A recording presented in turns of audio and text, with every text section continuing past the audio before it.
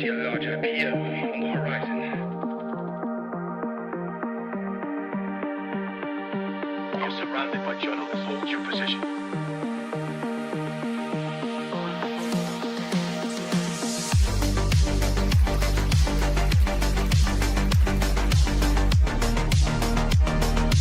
Overnight success. The Blazinator 3000.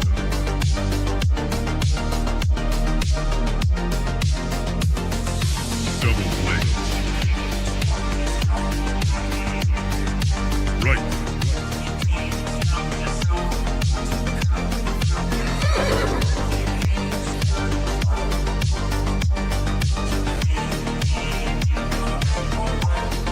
That's misinformation.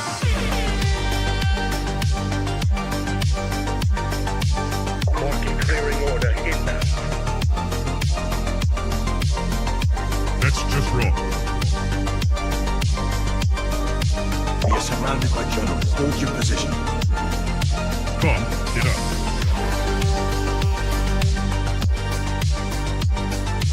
Trust the experts. Vibe coding. We are experts. Founder mode. Vibe coding. I see multiple journalists on the horizon. Stand by. Experts. UAV online. Blaze. Double blaze. Triple blaze. Double kill. Vibe code.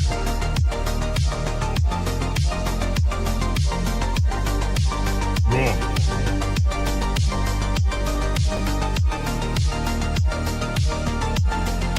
Pump is up. Blaze.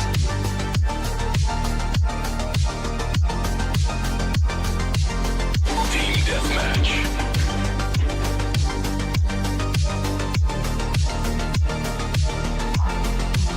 We are experts. Triple blaze. That's just wrong. Right.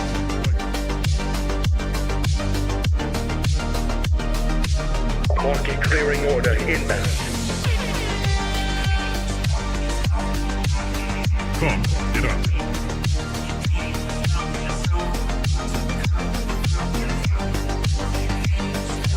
We are surrounded by journalists. Hold your position.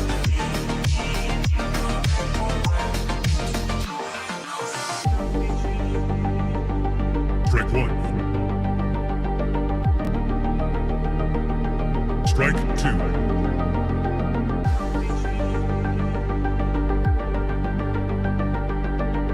Activate Golden Retriever mode.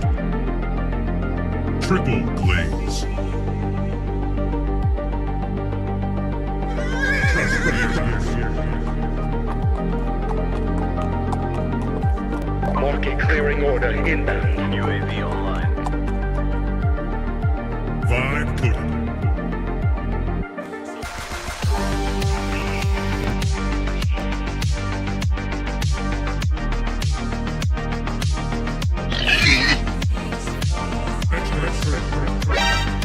I see multiple journalists on the horizon. Stand by. Founder mode.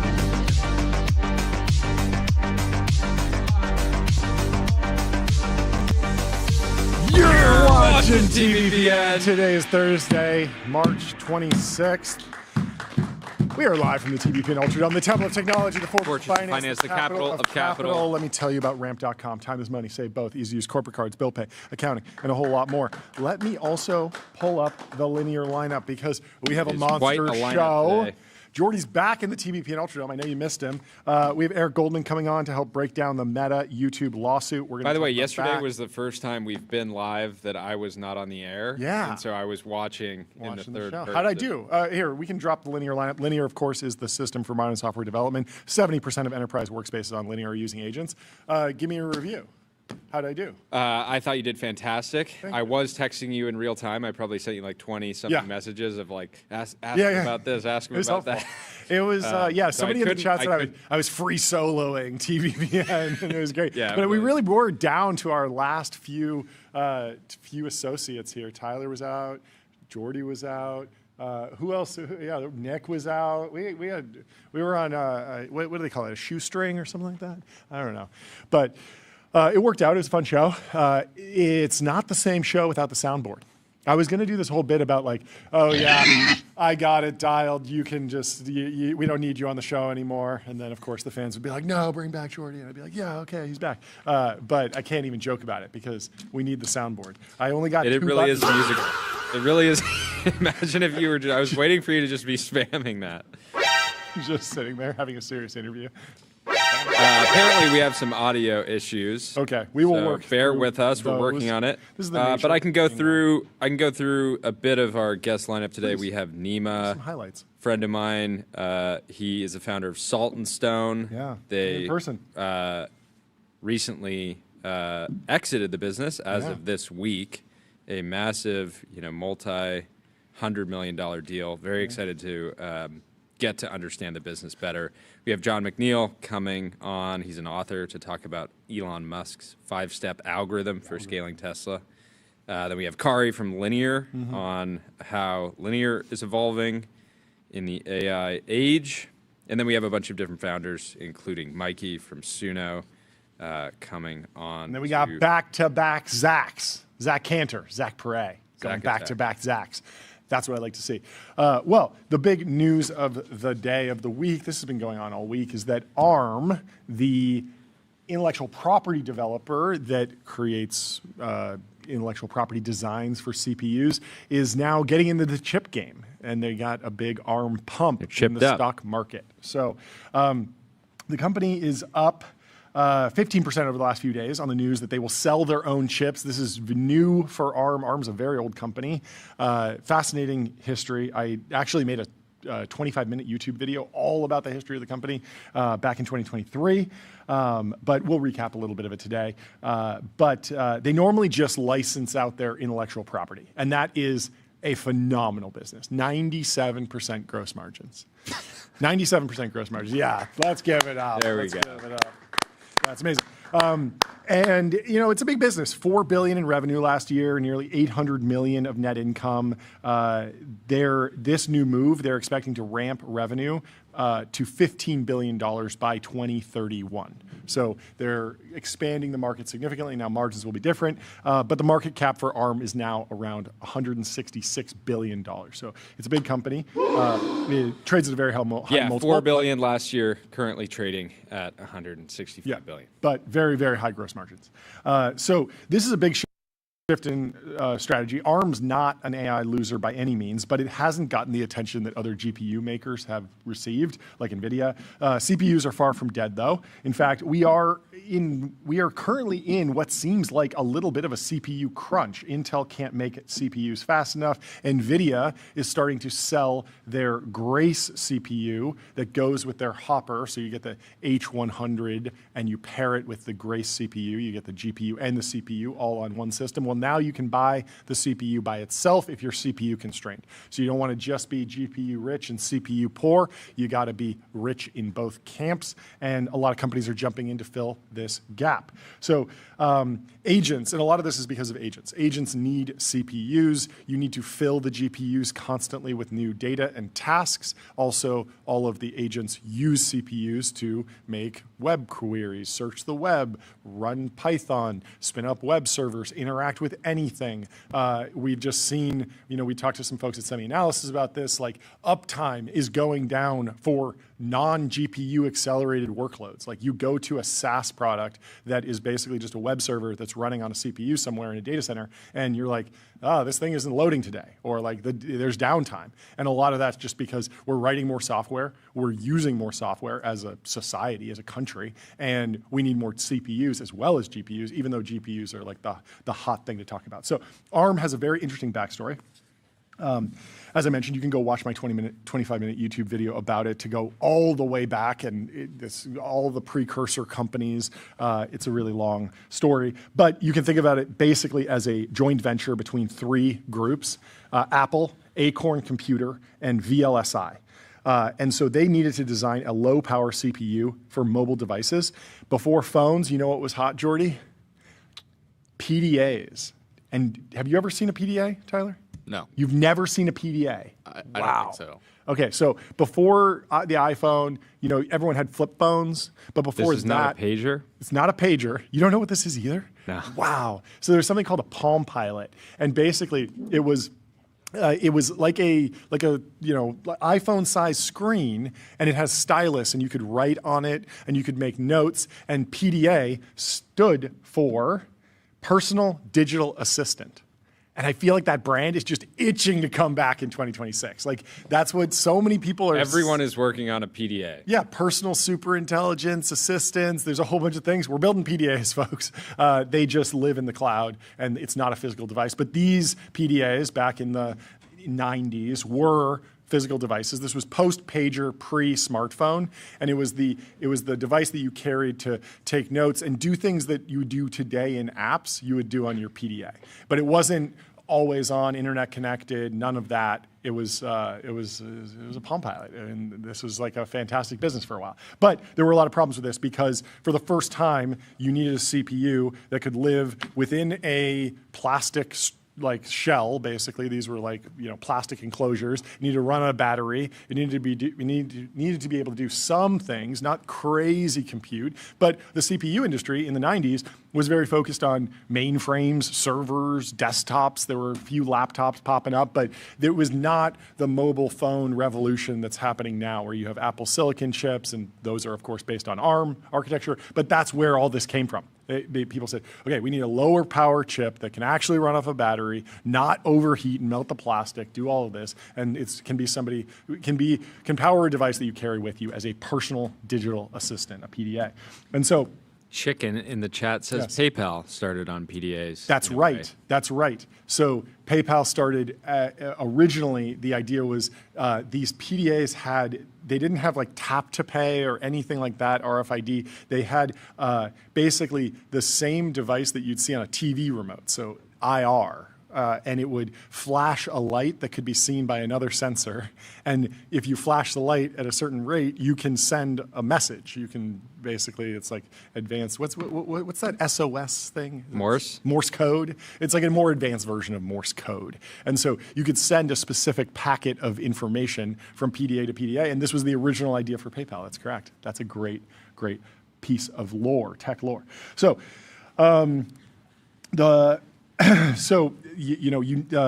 starts to build these.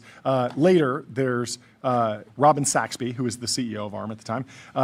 He wanted ARM to become the global standard for CPUs. And so in the 90s, there were lots of different CPU makers, lots of different architectures. There's this whole CISC versus RISC debate. There's the x86 architecture that Intel pioneers. And slight differences in architectures can limit interoperability. You see this with what's going on with Mac, where a whole bunch of applications have needed to be rewritten for Apple Silicon, because previously you would have an Intel Mac. Before we got to the M1, M2, M3, M4, M5 chips. Those are Apple Silicon, those are ARM-based. And sometimes you'll go to a website and it'll be like, oh, do you want to download this for a Mac? Like, what do you have? Do you have an Intel Mac or do you have an Apple Silicon Mac?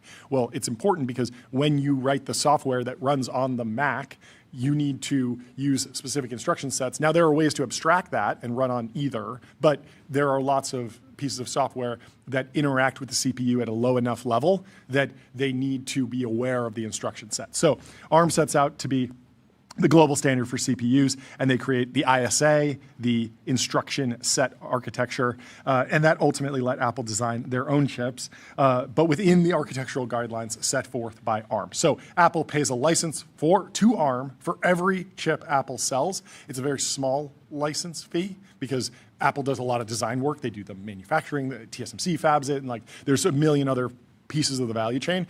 But for this one little slice, they have to pay ARM. And ARM just takes that and says, thanks. Like, cool. Like, you used our intellectual property successfully. You know who else says thanks? Who? Masayoshi Son. That's true. Because huge ARM they investor. own 90%, roughly 90% of the company. It was a full buyout in 2016. That's right. They bought the entire company for something around 25-30 billion USD. Yeah. Buy the entire company. They still own 90%. Today. So they're like SoftBank's holdings just in that one company are somewhere in the range of 140 billion. It's great. What I was looking at. And of course they've second massively time he's levered. made $100 billion. Well, and they've massively levered up against that position. Yes, right? yes. They've they've raised debt against their holdings in ARM. Yep. But certainly Masa's somewhere out in the world seeing it go up 15%, just happy, smashing a gong. I hope so. I hope so. And although everyone knows Apple, my clickbait for my YouTube video was like, did you know the iPhone is secretly British? I think it's funny because it uses ARM deep inside. But ARM licenses to a ton of different tech companies. So Amazon uses ARM for the Graviton chips. A lot of Android phone makers have ARM-based chips. Tons of other tech companies license ARM's technology to build chips. But now ARM is going to be making the chips themselves, and they're going to be working with Meta Platforms and OpenAI. This means a shift in the economics of the business. So 97% gross margins for just those licensing ISA contracts. This will be closer to 50%. But it should be offset by the huge gains in market size and revenue potential. So the company has one of the highest multiples in semiconductors, roughly 90 times forward earnings. So there's a lot to live up to, but there's a lot of value coming from AI agents that have access to plentiful CPU resources. The industry dynamics are also particularly interesting. Ben Thompson pointed this out in Stratechery. So NVIDIA sells an ARM-based CPU, that Grace CPU. And so NVIDIA is sort of competing with ARM. Jensen showed up and gave like a remote talk at this ARM event where they announced this chip. And so they're competing, but they're also in some ways working together because they're challenging x86 options from Intel and AMD that are still really popular. And so if Intel's constrained, it's like if NVIDIA sells a bunch of chips for AI workloads, well then that actually makes ARM more likely to sell their chips as well because whatever software is built for the NVIDIA ARM-based chips will probably run on the ARM-based chips. So there's some sort of like integration there. And the x86 moat is not as strong as the CUDA moat, but there's still this like dynamic of NVIDIA and ARM are going up against Intel and AMD in the same way that that different GPU makers are going up against the CUDA mode. So there's like all these different interactions there. But it'll all be interesting to follow. Let's move on. The big news that drove this was, of course, Meta. Engineering at Meta said, today we're announcing a new partnership with ARM to collaborate on the development of multiple generations of purpose-built CPUs to support compute and AI infrastructure. ARM called it the ARM AGI CPU. What a great name. We love it. Let me tell you about Labelbox. RL environments, voice, robotics, data, evals, and expert human data. Labelbox is the data factory behind the world's leading AI teams. And let me also tell you about Sentry. Sentry shows developers what's broken and helps them fix it fast. That's why 150,000 organizations use it to keep their apps working. So, the Wall Street Journal has another good write-up of this story, talking about how the timing is good. There is a boom in CPUs right now, but the stock is already priced very highly, and everything has to go perfectly because it trades at one of the highest multiples of all the semiconductor companies. So What else is going on in the timeline? Let's talk about this data center moratorium bill. Yes. I wrote in the newsletter yesterday, Senator Bernie Sanders and AOC introduced a new bill, the AI Data Center Moratorium Act of 2026, that if enacted would require all current and planned data centers to halt construction / production. It would even block upgrading existing data centers. So if you have an asset and you want to make changes to it, in theory, as this bill is written today, it would be blocked. They sort of like define data centers based on power demands, cooling capabilities, like how much power you can get to each individual rack. So they have been fairly specific, but trying to be like, because I was thinking I was fine with this. I was thinking like I don't need any more AI data centers at this point. We can freeze those. I just want to build AGI data centers and ASI data centers. And so as long as I can just build tons of those, like it should be fine. But it is interesting that they seem to have figured out the semantic loopholes that might happen if it's defined AI. Yeah, the bill would halt all new data center construction and upgrades until more legislation is put in place to guarantee the following. And these will be tough to guarantee. So from Sanders' site, they want AI to be safe and effective, preventing executives in the AI industry from releasing harmful products into the world that threaten the health and well-being of working families, our privacy and civil rights, and the future of humanity. The economic gains of AI and robotics will benefit workers, not just the wealthy owners of big tech. And AI does not increase electricity or utility prices, harm communities, or destroy the environment. Some of this stuff seems good. Yeah, all generally good, but no one wants how do you unsafe and ineffective AI. Well, yeah, and the bigger problem is anytime you're creating. I don't think we've created a technology ever that didn't have some negative impact. Car crashes, and so example. I'm sure this will be rewritten and debated, and obviously it has a long way to go before becoming law. Yeah. But this set of requirements seems completely impossible to actually achieve. Well, it depends on how you define it. I mean, AI does not increase electricity or utility prices, like the ratepayer protection pledge and behind the meter stuff could. I'm more talking about number one. Number one, safe and effective. I mean, it's all in how you define that. Like some of the parental controls are a good example of like how to take that overarching thesis and then boil it down into something tractable. And when I hear that, I think like, oh, like I don't know how we are defining safe. I don't know how we're defining effective. Like this feels like this could be like some sort of very vague thing where like if one particular administration likes this company, they just approve it or not or whatever. Yeah. But then when we actually talk to lawmakers and you hear something like, oh yeah, we're going to, require parental controls. So if your offspring has an AI account, you can say, hey, like they are this age, don't show them anything that's inappropriate for that age. That seems good. Yeah. So yeah. I don't know. Overall, at least this first bullet point, preventing executives in the AI industry from releasing harmful products in the world. Yeah. That feels like you could end up having something like an FDA that's like every product you create needs to go through years of studies in order for the government. Yeah. And it's like, hey, I just wanted to create like a slightly more AI native version of the SAS tool. Yeah.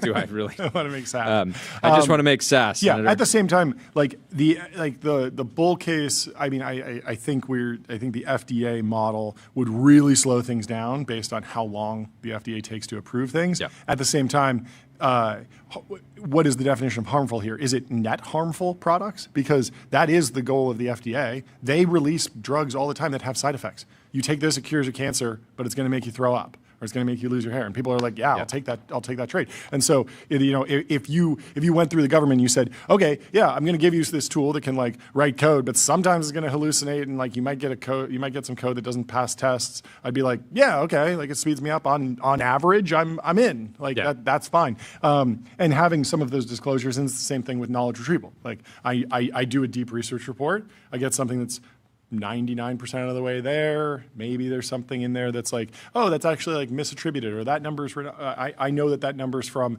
this report online that was wrong, and the model doesn't, and so I need to fact check it. Like, I still see that as like net beneficial, but there are, of course, like flaws in every system. Yeah. And so, you know, again, it's like how does this get defined over time? That's like important.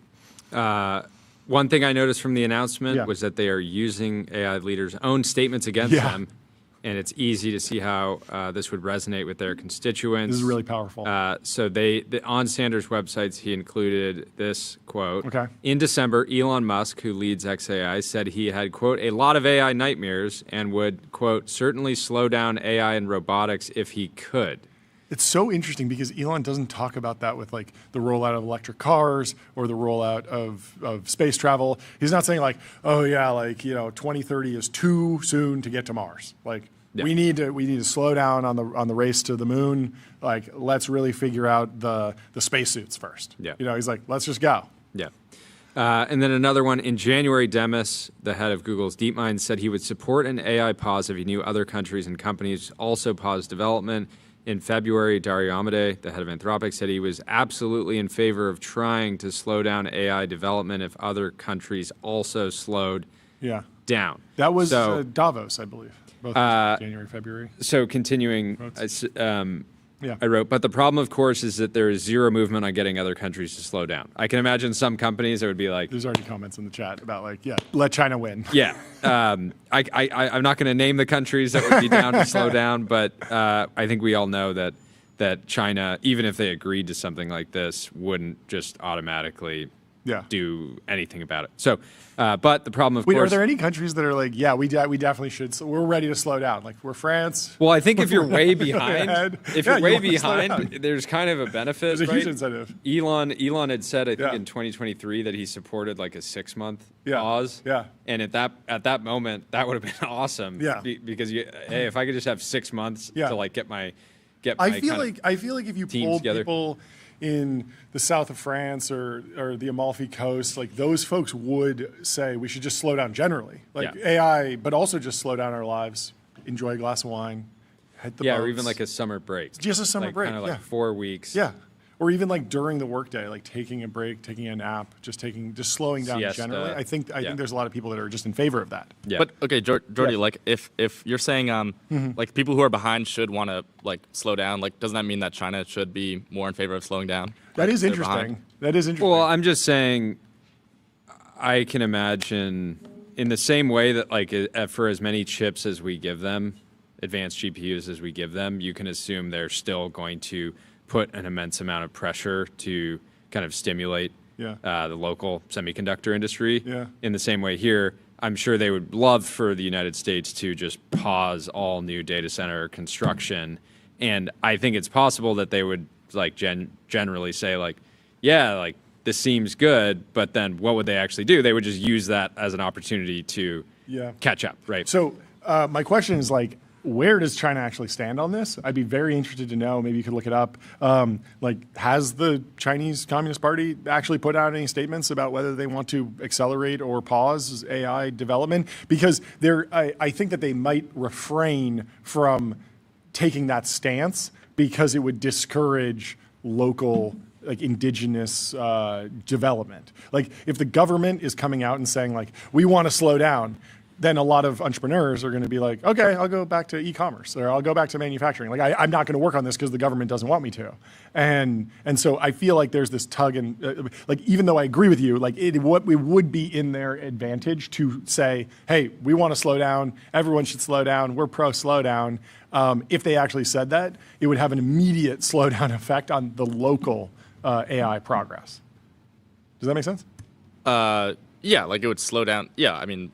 Yeah, because of even course. if they just take that stance, because it's an authoritarian country, like there's like this, the Bernie Sanders comment stands in opposition to other politicians who are saying like, no, actually things are going well, and here's how we're going to like advance energy and to build more. And so, but if you don't have that and it comes down as like a dictate, this is the stance from the government, it's much harder for local entrepreneurs and local AI labs to like push back against that because it feels like they're all of a sudden in opposition to the government. I would imagine. I don't know. I'm very interested to hear how China's actually reacting. Yeah. Anyway, so just to kind of finish my thought. Yeah.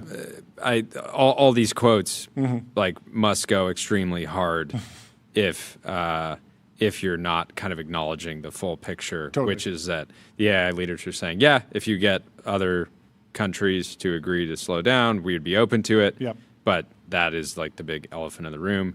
They don't mention any even conversations or dialogue with other countries around slowing down, and I don't think there's been any. So anyways, the act has a long way to go, and it seems like the odds of it getting into law are low, but not zero. It's safe to say that as written, the requirements in the bill would be an incredible gift to America's adversaries and catastrophic for overall AI progress. Yeah. Could be popular, though. There are already some candidates who have, made pausing AI or data center, like pausing data center build-outs, sort of like their main thing. And it does seem to be getting traction. I don't know how much of that's just on social media. We'll see how it shows up in the midterms. But Sagar and Jetty was tracking this for a long time. Like, it's going to be a political stump speech that hits. Like, people are going to be like, yeah, I don't like this stuff. Yeah, the question becomes, if anything like this were to become law, what are the effects of that, right? Space, right? The space data center people are saying like, we were talking space about data centers don't seem so silly now, right? Taking that angle. Totally. Although I'm sure they would also be like, you can't put them up there either. Yeah. We're gonna try to. Yeah, I mean, there's come over the top. also just like the globalization process that happened based around environmentalism in like the 90s WTO ascension for China. Like the reason that a lot of the mining happened in China is because like we said like we don't want that here, right? Yeah. It's dirty, it's gross, there's chemicals, there's pollution. And so like out of sight, out of mind, let's push it abroad. And we could do that again with data centers. We could just be like, they're all in Canada or Mexico, or they're all in some, Australia or New Zealand, or like, there could be a receptive country out there that just says like, we are an ally now, and we'd love to get all these data centers. And then you have to ask the question of like, just remember, what does that look like in 30 years? Data centers generate they don't create a lot of jobs locally. They create a meaningful amount of work during the development process. And certainly but then some jobs. They continue to generate massive amounts of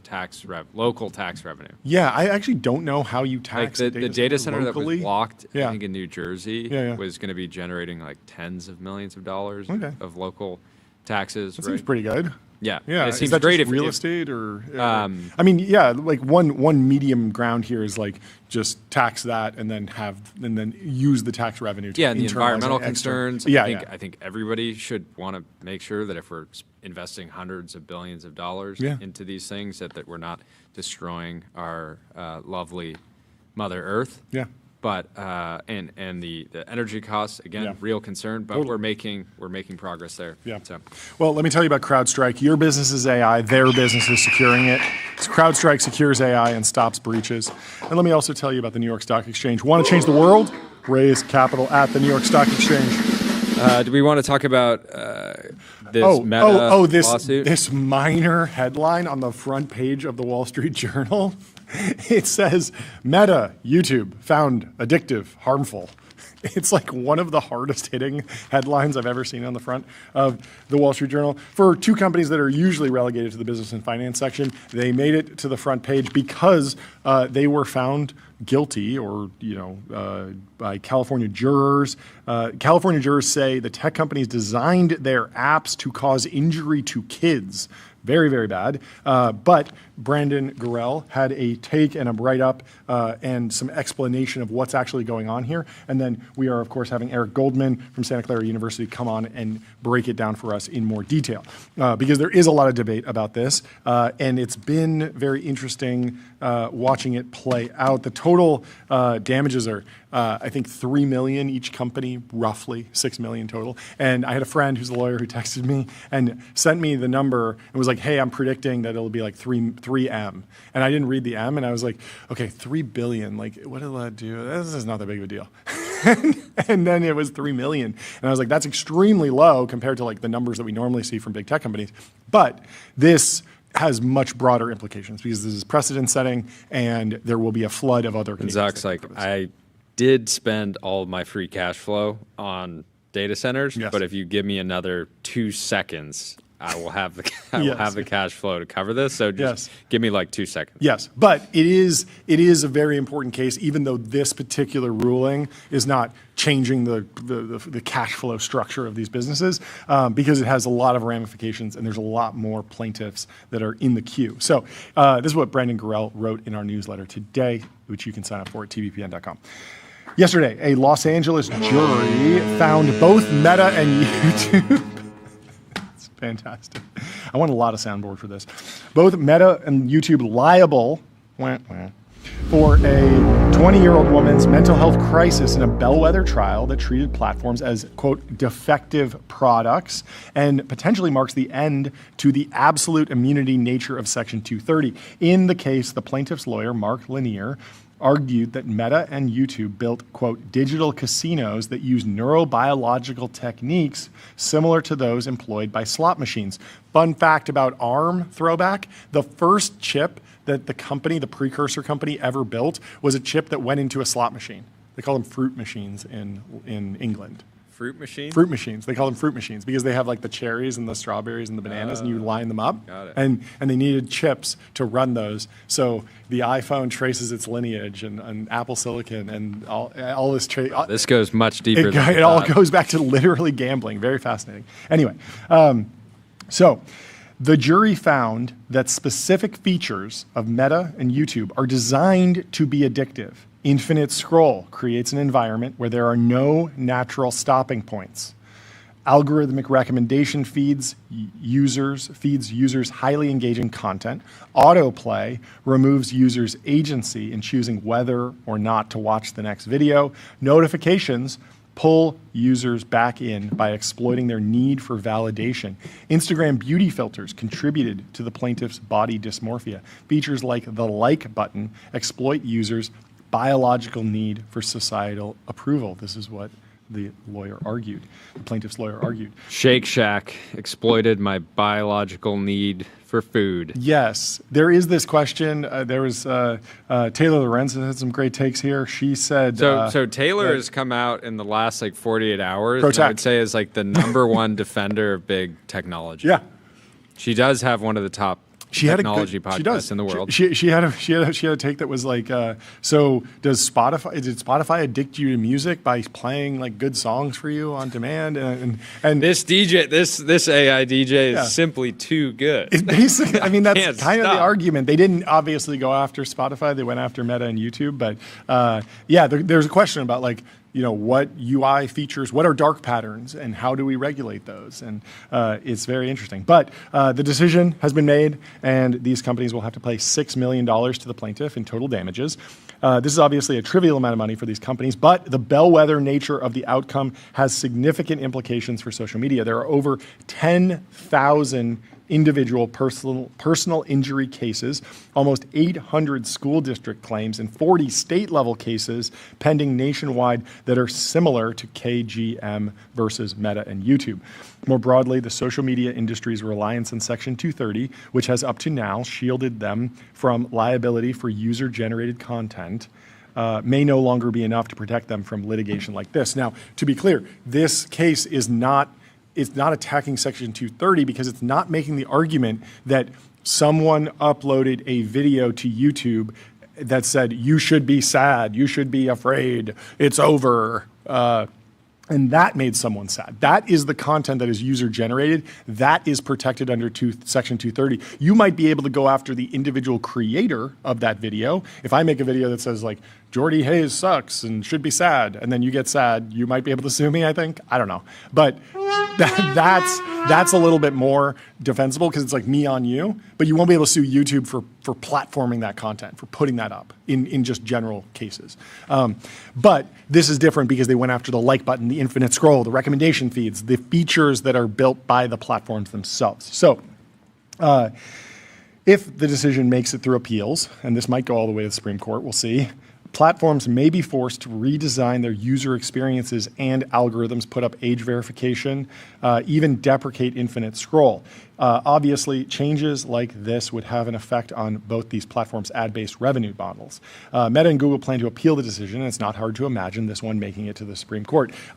Taylor's also been sounding the alarm bells around age verification. It sounds very good. I feel like I'm pro age verification based on, like, I have kids and I don't want them seeing adult content. But she was worried about the KYC and needing to be tracked, privacy, tracking anywhere, and that is a good argument to be made. Well, let me tell you about Graphite, code review for the age of AI. Graphite helps teams on GitHub ship higher quality software faster. And let me also tell you about 11 Labs. Build intelligent, real-time conversational agents. Reimagine human technology interaction with 11 Labs. We have to start apologizing to the schizophrenic community. There was a surveillance drone reportedly flown by infiltrator elements and disguised as a natural bird, such as an eagle, that has been spotted in Iran.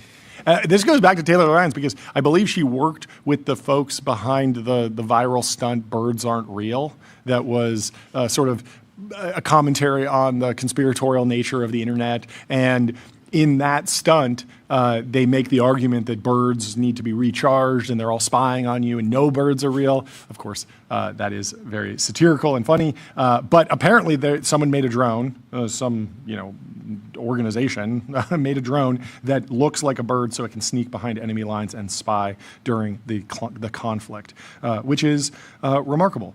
But do you think there will ever be video games that are effectively you're just remote piloting something in the real world? Yes. Like, do you think there would be demand for? Yes. So I have heard of this years and years ago, that there was something along those lines that would allow you to hunt remotely. So you go to a website and you control a weapon that can hunt an animal, which is crazy. I don't know if it's real. That's crazy. Do they close the loop, like help you actually get meat? Yes. So after you down the animal, they will go and ship it to you, so you can mount it on your wall. Dang. A lot of people. Sort of. A lot of people are not going to like that. I don't think Joe Rogan would approve. He's a bow hunter, Yeah, he wants the connectivity with. I think so. It's destroying the. Now I'm the curious. Art. Is it a gun mounted to an ATV? Not an ATV, but sort of like a two-axis swivel, like a turret. Like a sniper rifle on a turret with a webcam. Pretty crazy. I don't know if this is real. I heard about this like years and years ago. Anyway, the reactions to the Meta and YouTube trial continue. Ariel Givner says, this is disgusting and I can't wait for the appeals. The precedent set by YouTube being liable for screen time addiction is kind of scary. Treating algorithms like a defective product opens the door to endless lawsuits over addictive tech. What's next? Books, video games, junk food? I mean, video games we got to do something about. Those things are too fun. Too fun. Truly, we got to make them. Except you ascended. You beat your addiction. Yeah, I definitely did. You don't game anymore. You actually did. No. I mean, it might be one of those things like you're still addicted. You just might have been playing a game earlier this week. Got a sneaky little 45 minutes. Really? Yeah. No. Yeah, it was good. No. Claire Obscura. I'm gonna go look. You got to pull me out. I'm addicted. No, I'm gonna go look back at our text Yeah. and see like when did it take you 45 minutes to respond to something. I think it was like Tuesday night or something. Yeah, I'm gonna be coming after Eric Jorgensen. Oh, yeah? For the Book of Elon. Yes. Because that just came out and Eric did a fantastic job. Yes. And I think it's highly addictive. Can we sue this lawyer? Because this is one of the most interesting cases, and I actually can't pull myself away from it. And I feel like I'm just going to spend hours and hours reading about this lawsuit. The filings. Yeah, and I don't know. It's depressing. It's making me sad thinking about these tech companies having to pay fines, and it's just ruining my mood entirely. And it was like you can tell that the way the lawsuit was designed to take an emotional toll on me, suck me in, make me read all of the transcripts from the court, all the reporting, all the research, and eventually actually, talk to Eric Goldman from Santa Clara University on my show about this. Like, I just can't pull myself away from this. So, Doom loop. yeah, I think should he be held accountable for what he's doing? I don't know. We'll see. But there might be a lawsuit. Meta, of course, trading down massively Really? today, almost 9% Whoa. off of this. And, there's some real concerns, right? If there's new legal risk, there's thousands of other kind of lawsuits floating out there. You might get more copycat lawsuits, class actions. And then the real question is, like, do they have to make any product level changes? Does that end up impacting time spent in the app, which will impact the advertising business? Such a weird one, because certainly I don't think back throughout. The NASDAQ is also down 2% today. So there's a general sell-off. But yeah. Yeah, general sell-off, but Meta down dramatically. That's a more lot, than that. yeah. Hundreds of billions of dollars. Yeah, this is a weird one on a personal level, because on one hand, my kids, I'm going to keep away the infinite scroll machine as long as I possibly can. Yeah. Right? And I will, I don't think back on the time that I've spent on social media and think, wow, I'm so glad I put in those long hours and I really put in the work. Yeah. It just doesn't seem that addictive to me. I can pull myself away like anytime. It's not a big deal. It's just not a big deal. We lost it. It just sounds like This place. Dinner picks our honeymoon. Okay, you just gotta get more. Ask you a question. If you follow me, I'll double your bank account.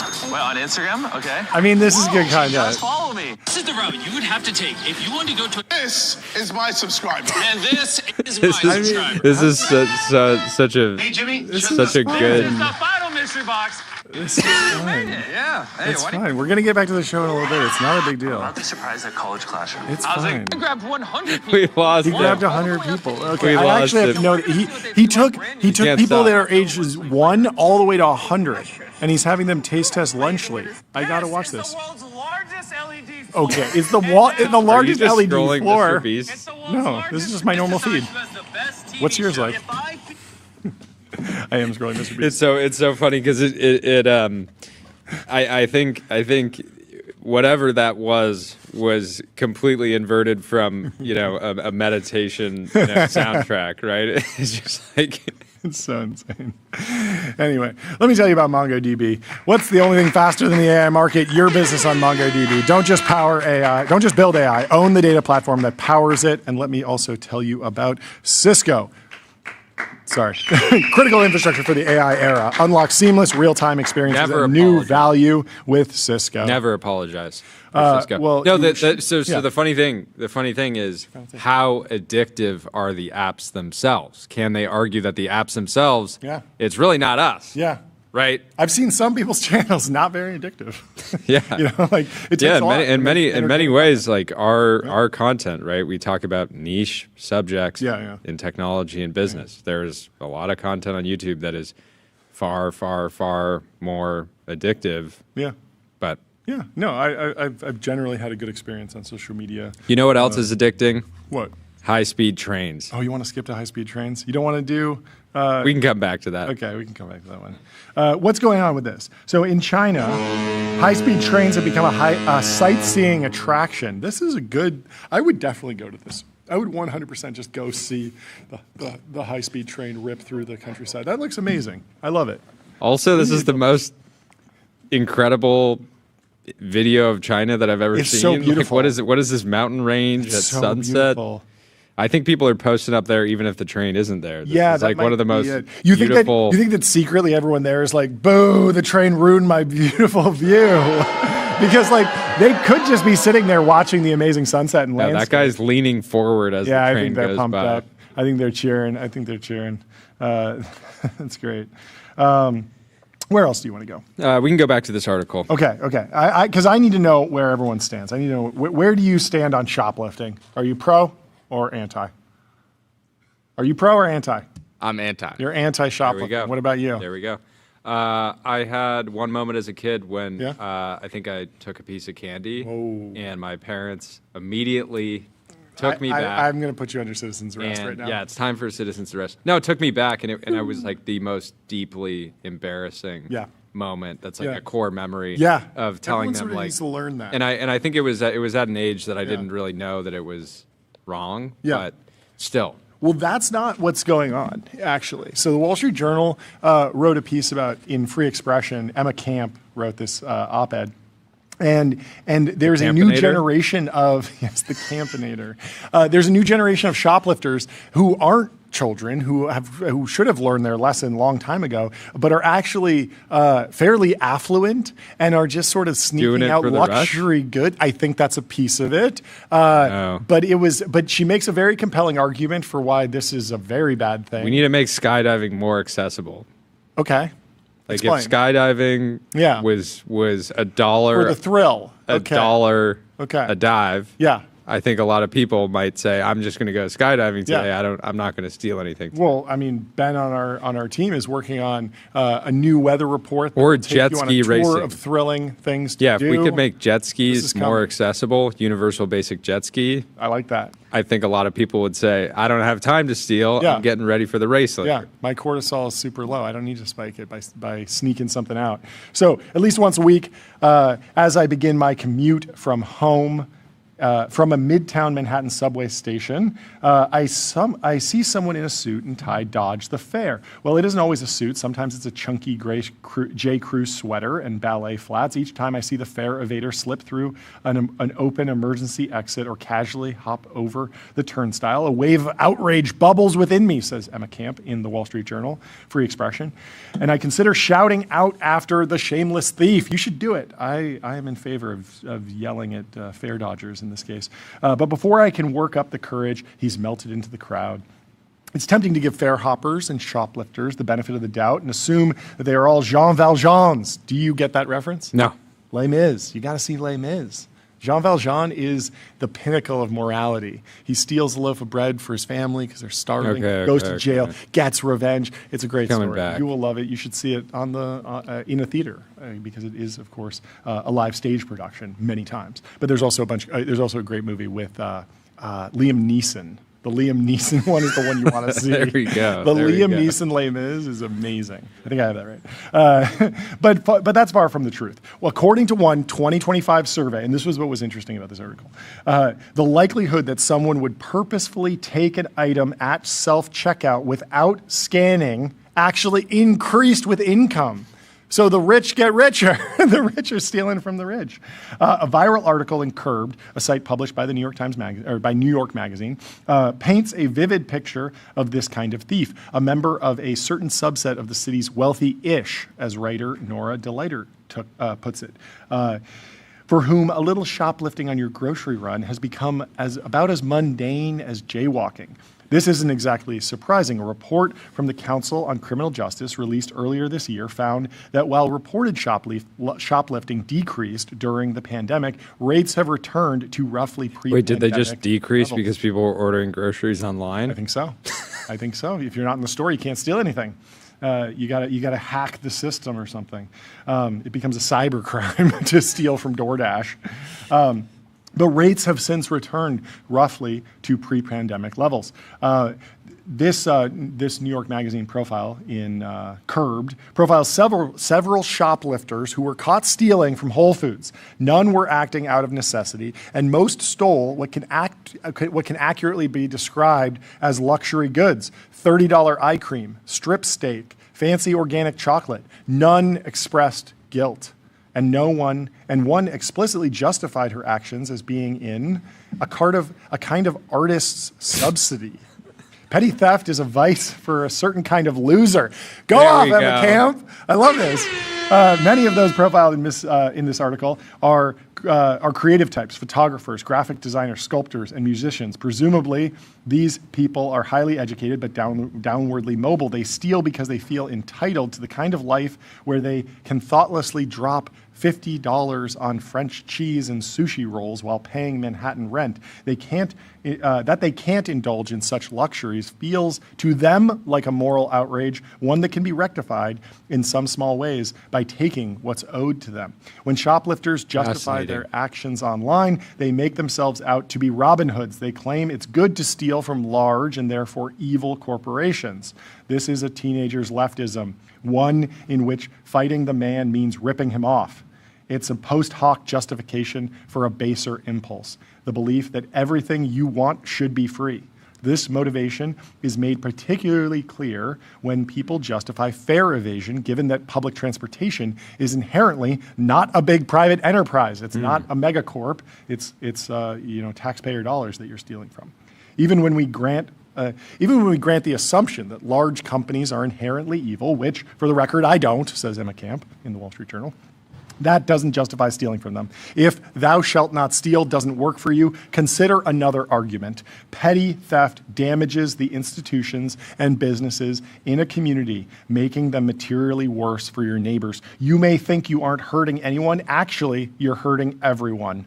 Businesses hike prices to make up for shoplifting losses. Have you heard of it's called loss rates or something? Like every retail store just assumes that they're going to get 20% or 5% or some. Yeah, I don't think it's. It can be high. Probably. It can be high in some stores. Like significant amount of merchandise just gets loss prevention is like the term that they focus on, but it's like a constant problem for these businesses. And they have thin margins. People don't realize. I think people think like grocery stores because you go and check out and it's $100 or something. It's like they're making a ton of money, but the margins are very, very thin on those. Yeah. It's not ARM. They're not licensing IP to Apple.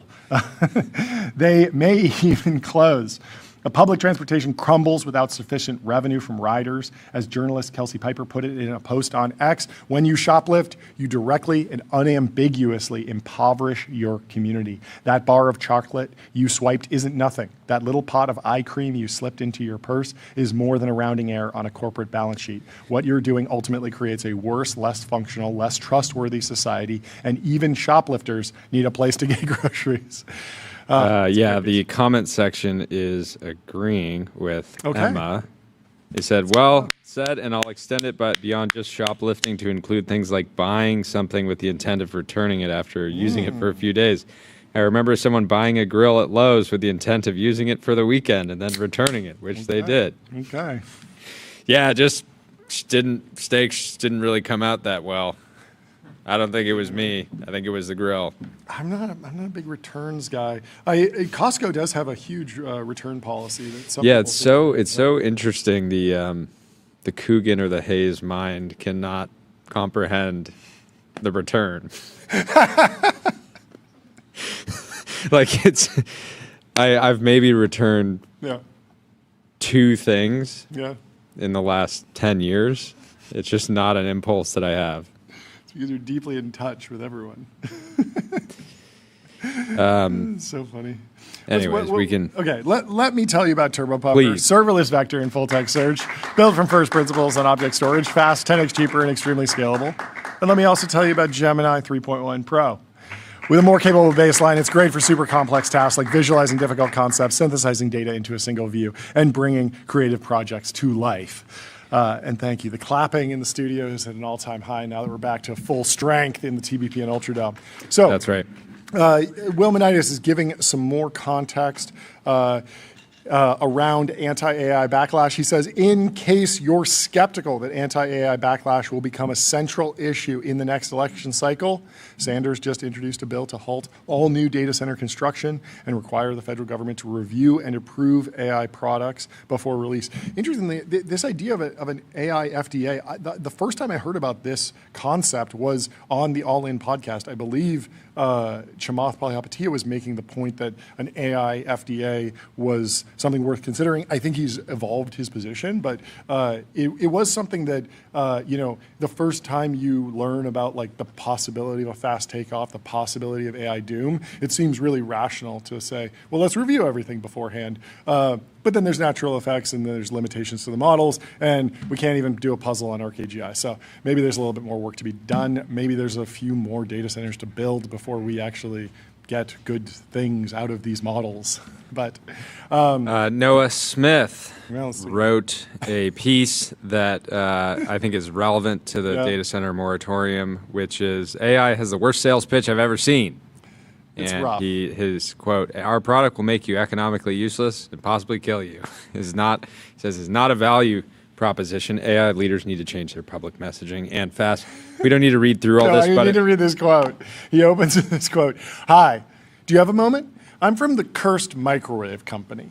Our product is much better than a traditional microwave. Not only can it automatically and perfectly cook all your food, it also microwaves your whole body so you and your family are paralyzed and unable to work ever again. Don't worry though, because when everyone has a cursed microwave, our society will probably implement universal basic income and you and your children can just go on welfare. Oh, by the way, we estimate that there's a 2 to 25% chance that our microwaves will put out so much radiation that they destroy the entire human race.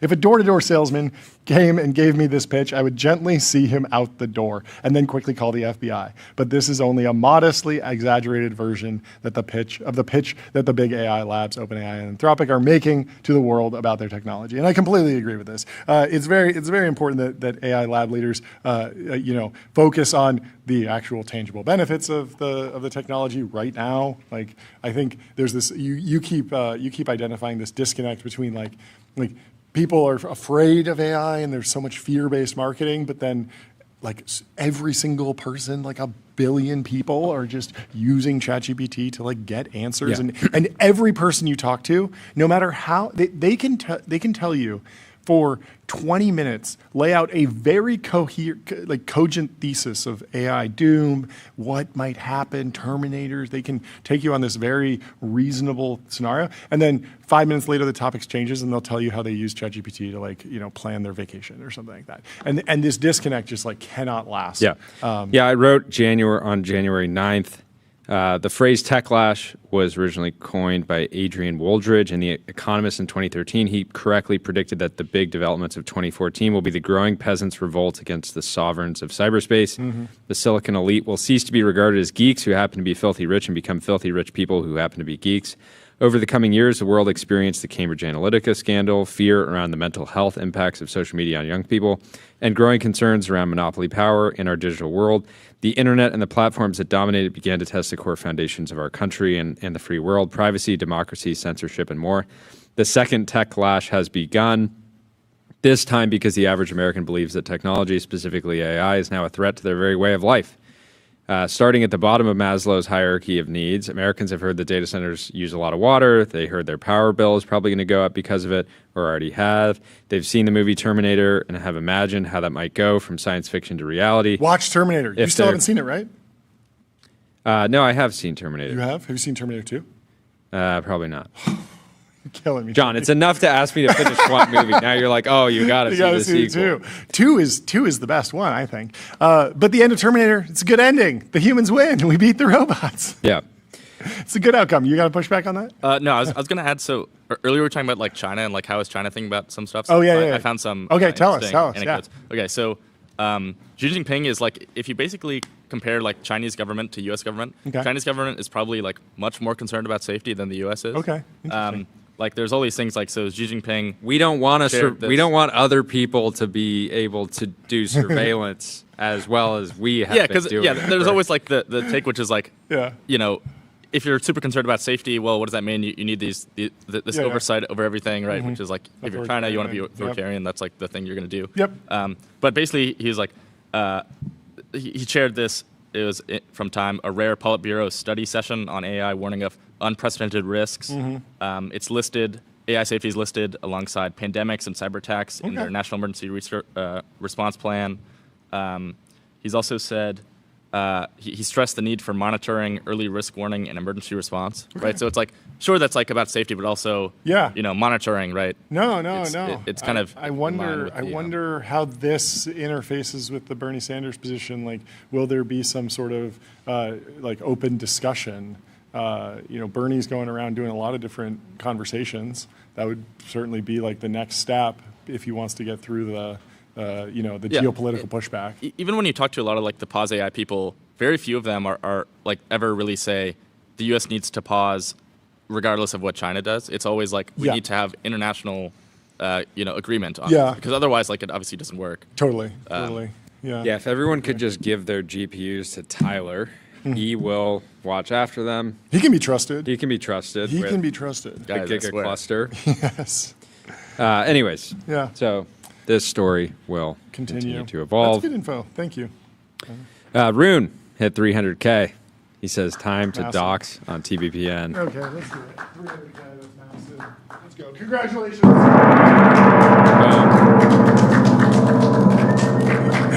Boom, boom, boom. I think we hit the gong at 250 too. every time there's a Rune milestone, we must celebrate it to the fullest.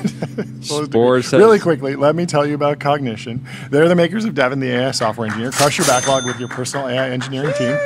And let me also tell you about Console. Console builds AI agents that automate 70% of IT, HR, and finance support, giving employees instant resolution to access requests and password resets. Continue. Let's pull up one of the greatest videos created in the last year. Ooh, yeah. Spore says, RIP Sora, you gave us the greatest AI video of all time. Yes. Let's play it. This was a great video. I did enjoy this one. Sound, please. Yeah, Stop that! It's midnight! Give me that! No, sir. No more fiddle tonight. Got it? No Inside more with fiddle this thing. Go tonight. home. Hey! What did I say about the noise? It's the middle of the night! No more synth on the porch! The door Yep, cam, you're done. I'm taking it inside. the Go Sora back to your model, bed. I don't know what was in the training data, but it nailed this like doorbell footage.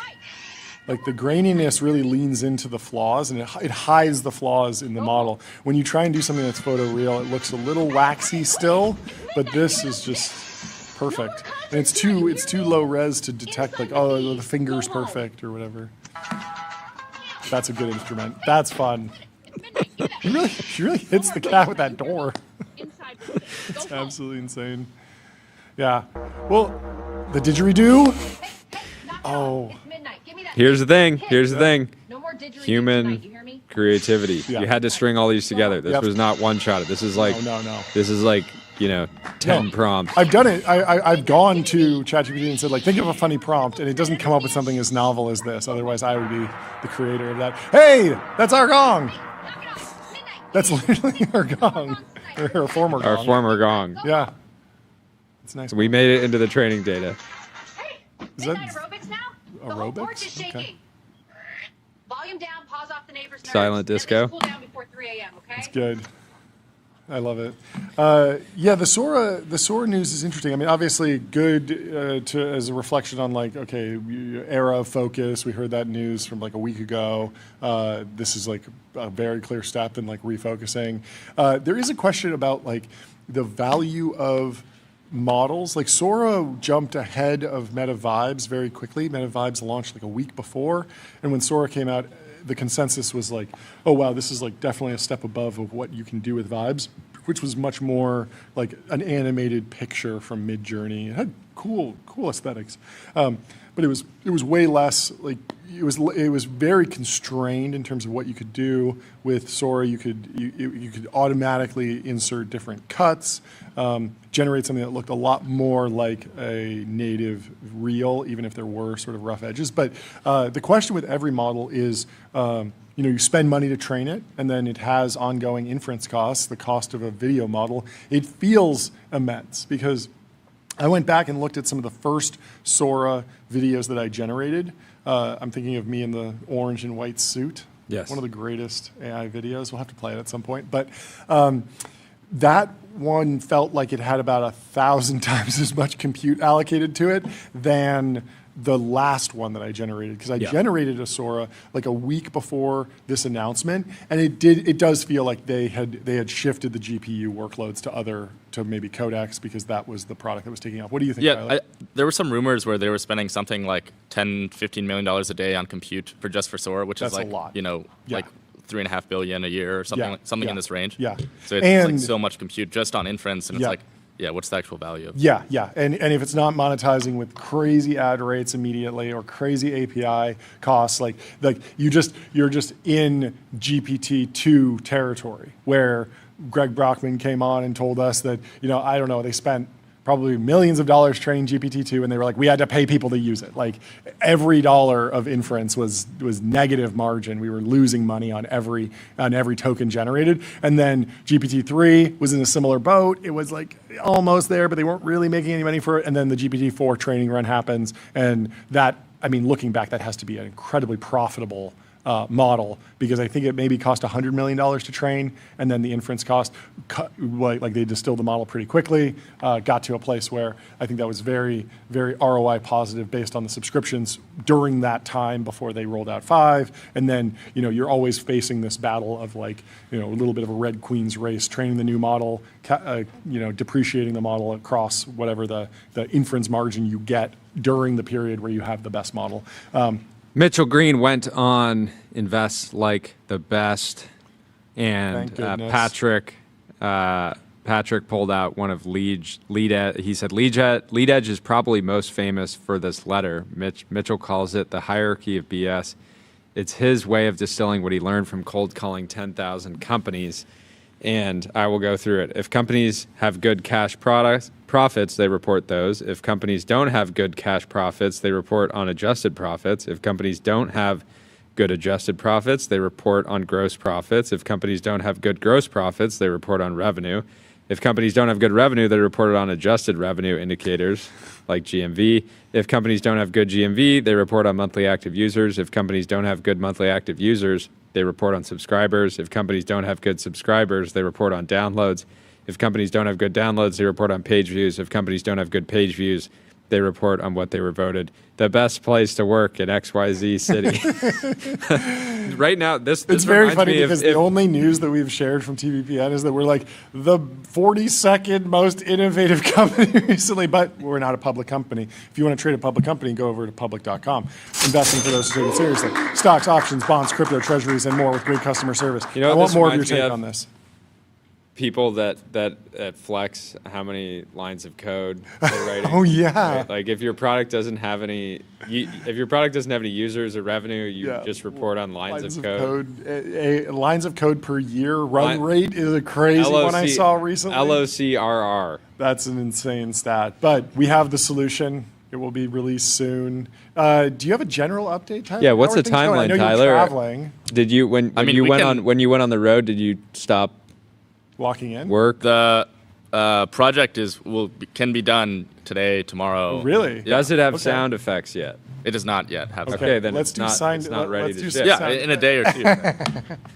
Just one more the prompt. fundamental mechanics. Okay. I was fine tuning Tomorrow them. at 12:07. Chat. Jordy, ask Tyler the project, status of the product. The project is not done yet, but I talked to Tyler and he said he's generating 25,000 lines of code an hour in advancing of this project. So, he's clearly putting out a lot of code, and that will translate to a great product eventually. Yeah. The best entrepreneurs I know Yeah. are generating millions of lines of code daily Yes. just to keep their About page up and running and humming. About page. Rough. Well, let me tell you about Restream. One live stream, 30 plus destinations. If you want to multi-stream, go to restream.com. Just do it. Gwen Shotwell is on the cover of Time magazine. SpaceX is racing to build the most powerful rockets yet. With the goal of returning humans to the moon, Gwen Shotwell is leading the charge alongside Elon Musk. This is a good deep dive. You should go check it out. The first YouTube video I ever made that went viral or broke out, because when you have why is no one talking about Glenn Shotwell? Literally. Literally, that was not exactly the title. So not literally. But it was that was the whole premise. That was the whole premise. Yeah. And normally I think I had 1,000 subscribers, and so getting like 1,000 views was like, okay, this is great. And if you can get more views than subscribers, that's like a banger. What was it called? The title was The Only Reason SpaceX Works. There we go. That might have been Wind Shot Bill. That might have been retitled at a few times, but you get the idea. Anyways, no surprise that Gwen shot well. Yes. Running Yes. a company that is shooting things. Rockets into the atmosphere. No surprises. Well. FT has some reporting on the SpaceX IPO. Bankers involved are toying with the idea of allowing existing shareholders to sell out of their positions on day one, two of the people said. Wow. That would do away with rules to prevent insiders cashing out or trading shares, which are typically imposed for 180 days after Normally a there's company a goes public. lockup. I would think there would be rolling lockups. A third person said SpaceX is considering a so-called staggered lockup that would allow initial investors to slowly sell down their stakes over the course of several months. The deal is, quote, too big of an IPO to just unlock. Yeah. Musk's influence over the size and timing of the listing has been highly unusual, said one investor close to a banker on the deal. It's kind of scary how Elon is setting the price. It's not being done formally. Oh, interesting. It's not a full auction format. He says, this is the price, and you can either buy or not, and hopefully you buy. Yeah, interesting. The staggered lockup, it feels like it makes a lot of sense. You could just see, okay, this person's held these shares for 20 years, this person held it for 10 years, they get a 180-day lockup, a 90-day lockup, a 270-day lockup, whatever you want. I don't know. Just imagine how much money the lawyers are going to make from unwinding all the different SPVs. entities and the SPVs and the SPVs and the forward contracts with the SPVs into the forward. It's going to be full employment for lawyers, for sure. XAI co-founder Croix, are you Australian now? Manuel Croix, okay, is departing the company, which is, I think, officially the last co-founder. Wow. Remaining outside of Elon. So that's remarkable. Well, it'll be interesting to see what the next run, the next version of Grok does. Is there a new 4.2 came out? Is that right? Yeah, I mean, that was a while ago. That was a while ago, like, so we're expecting like a 5 or a 4.3 soon. But yeah, I don't know if anyone expected super soon. Yeah.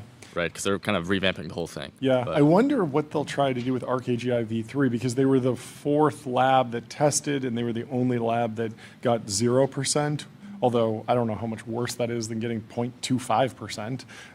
But certainly, it'll be interesting. Orion Peterson had an idea for Elon Musk. He said, if Tesla makes a car with 3 rows of seats, each with its own pair of doors, so nobody has to climb over everybody else to get in their seat, they will create a baby boom, the likes of which we haven't seen in 80 years. And Elon Musk says, noted. Would you buy a car with 3 sets of doors? It would look extremely odd.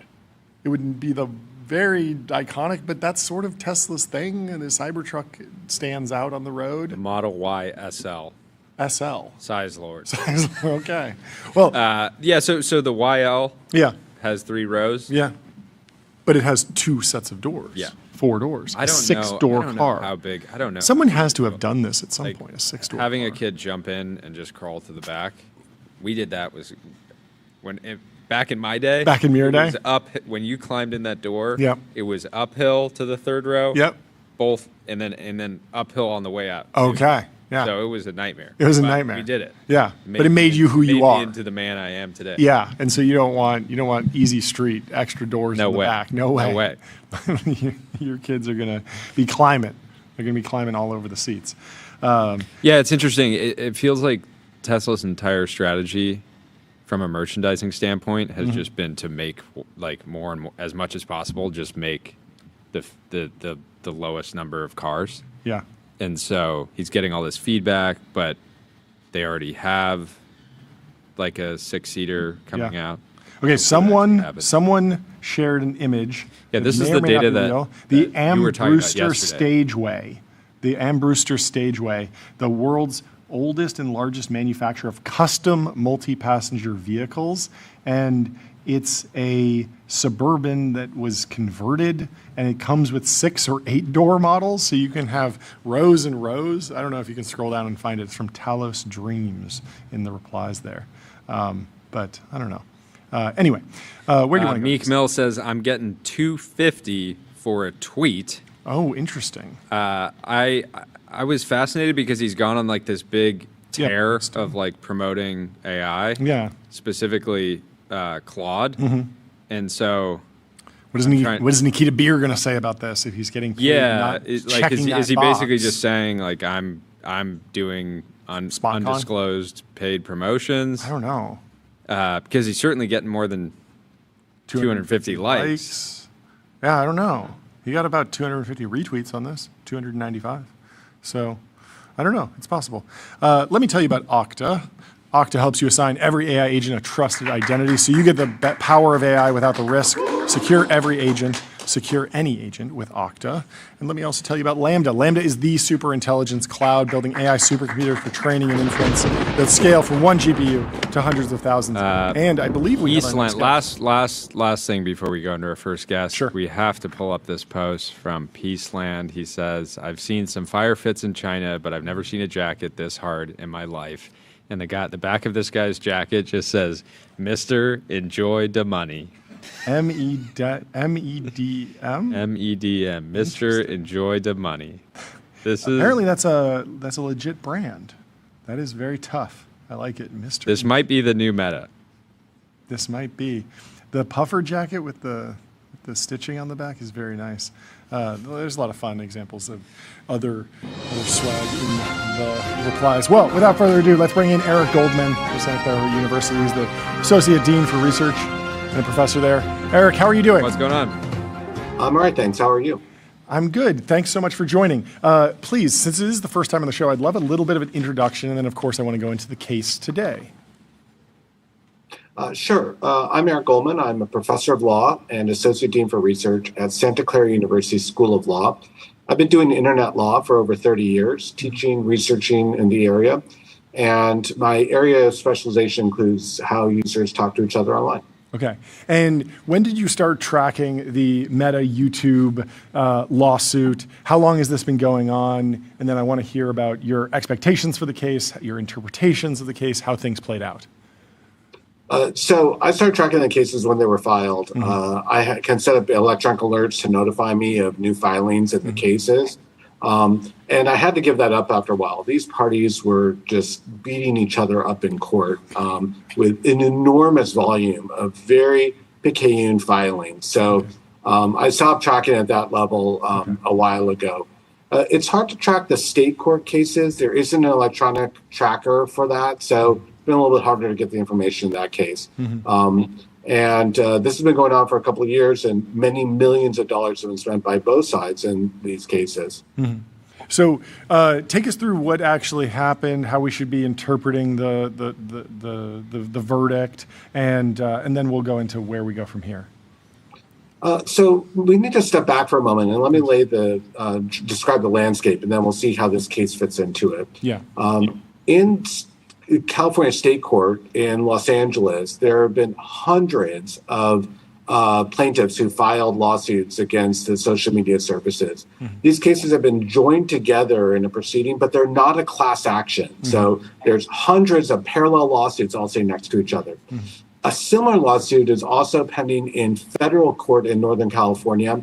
It's called a multi-district litigation, or an MDL. And there are thousands of plaintiffs in that case as well. Similar format. They're sitting next to each other. It's not a class action. That case also includes entities like school districts and Native American tribes. So there's other entities in that as well. And then there have been individual filings across the country by state attorneys general and others in the lawsuits. So there's basically just a litigation mania taking place across the United States. Yeah. And what does it actually take to qualify a plaintiff? Do they just look at their screen time and say like, oh, you used social media for 5 hours last week, you're addicted, and then they kind of figure out how to kind of, turn it into an actual suit?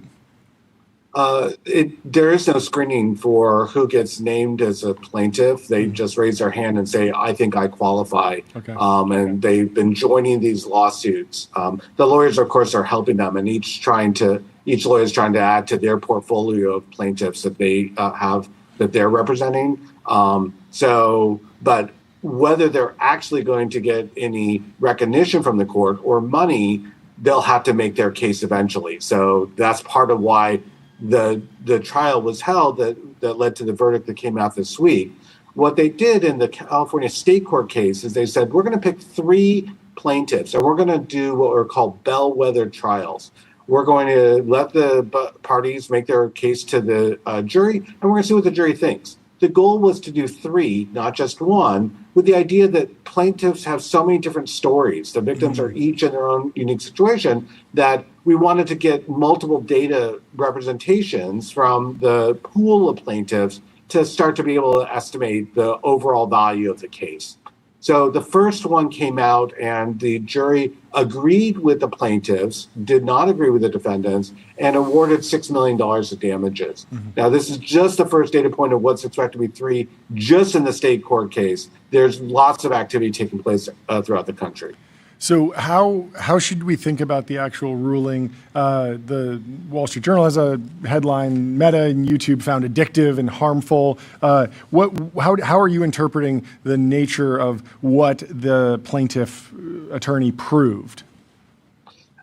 At the core, the plaintiff's lawyers had to make a number of novel arguments, both to the judge to get to the trial, and then in front of the jury, they had to convince the jury to recognize the harms that the victim suffered and attribute them back to social media services.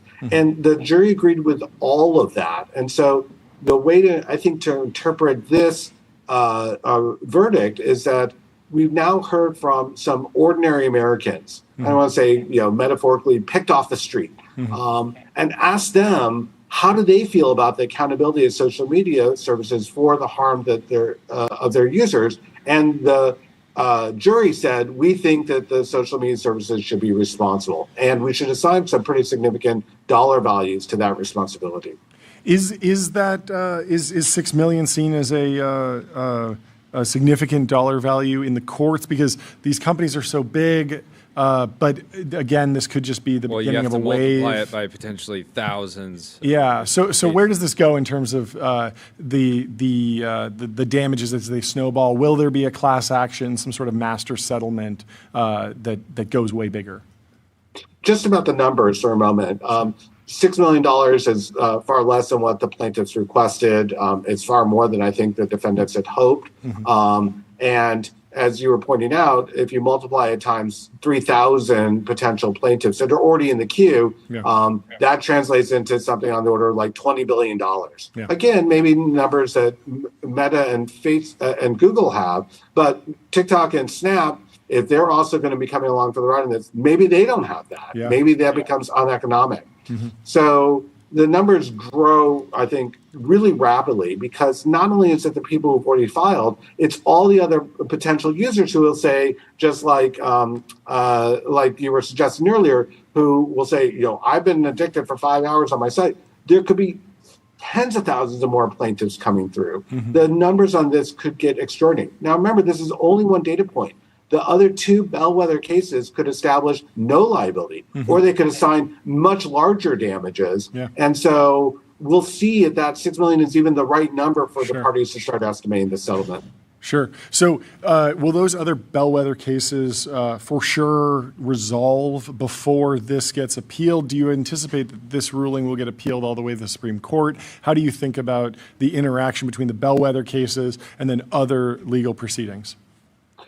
I believe that the appeals are going to be lodged now, but I would expect that by the time that the appellate court is ready to hear the appeals, the other 2 cases will have been resolved, and ideally, they'll be all handled together. Whoever doesn't get the results they want in the other 2 bellwether trials would go ahead and appeal those as well. All these cases are going to be appealed until there's some kind of definitive resolution. And I would expect the appeals to go up all the way as high as the court will take them.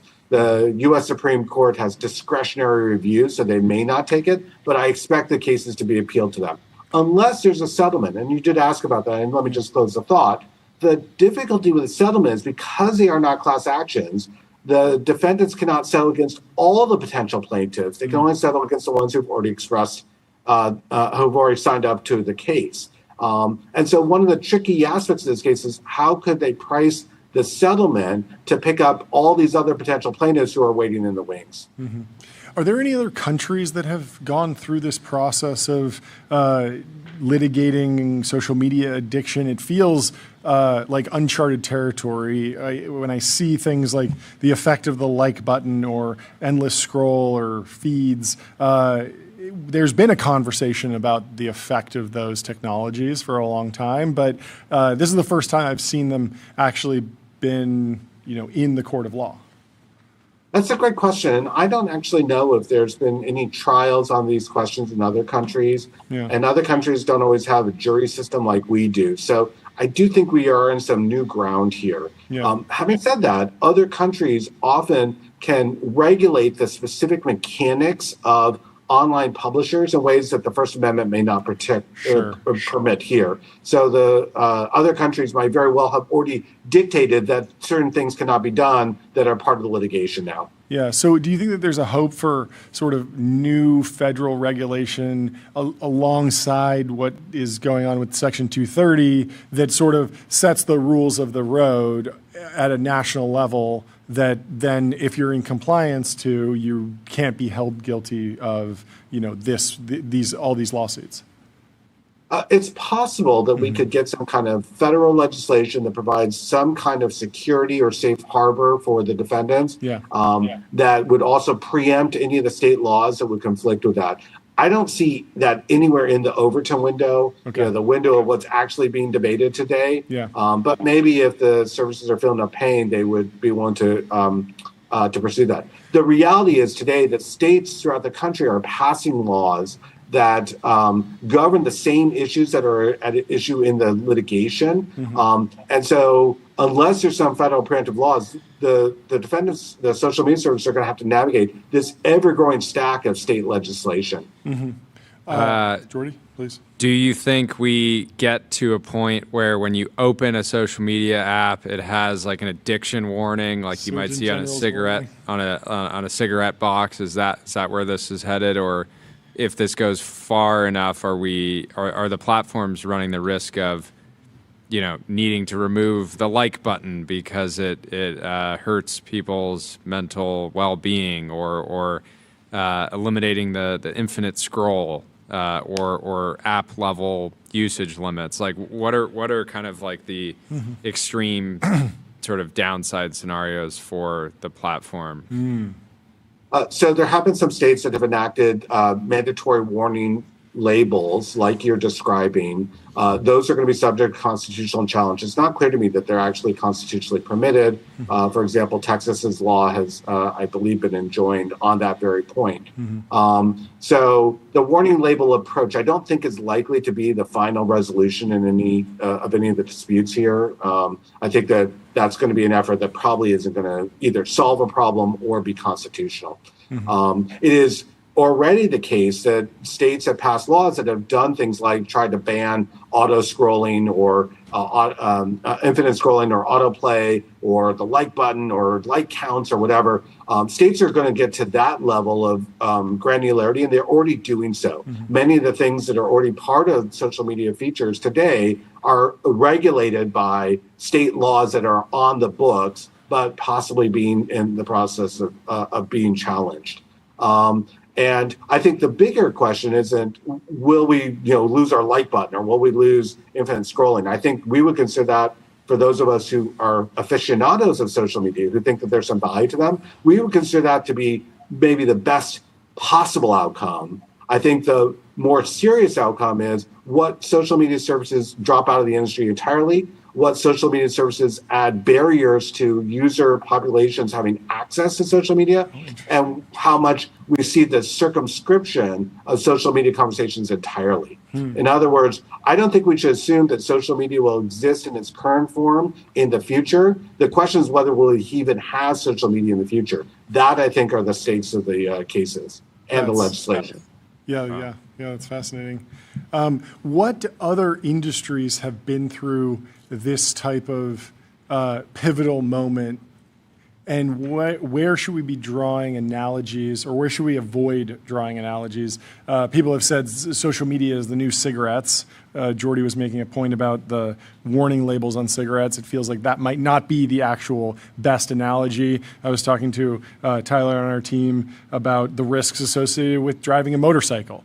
And I was making the point that there's an instruction manual that you buy, that you get with a motorcycle that puts a lot of the risk on you if you choose to transport yourself. If this really progresses, like the precedent it sets is like, okay, fast food companies shouldn't be able to use bright colors in their logo. There's a lot. There's a lot of different musicians stuff. Shouldn't be able to play hooks that are just too good. Catchy. Maybe, I don't know. Yeah, but where do you think the best analogies are? I'm not a fan of analogies between online and offline activities. And in particular, I don't like the analogy to tobacco. And let me make clear why, and I think that'll start to enlighten where the risks and opportunities are. Tobacco, we would generally say there are no health benefits to consuming tobacco. Nobody is healthier because of that. It's just either neutral or negative.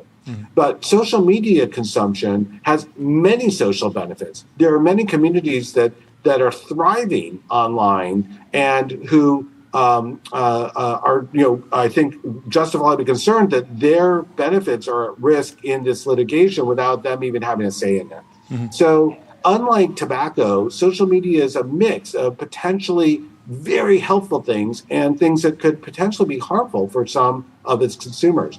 And those kinds of mixed uses technology that have both benefits and potential detriments are really, I think, a better analogy than tobacco. And I don't know that we have great circumstances where we can point to where mass tort litigation has targeted and potentially removed from the industry these mixed use scenarios. And in the end, the things that people are being addicted to or that are allegedly causing harm are people talking to each other.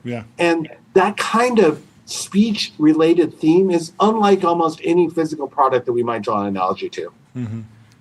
Yeah, it's a fascinating case. We really appreciate you taking the time to come chat with us about it.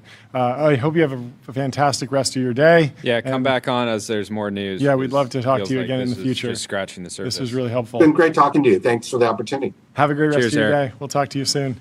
Our next guest is in the TBPN Ultradome. First, let me tell you about Railway. Railway is the all-in-one intelligent cloud provider. Use your favorite agent to deploy web apps, servers, databases, and more, while Railway automatically takes care of scaling, monitoring, and security.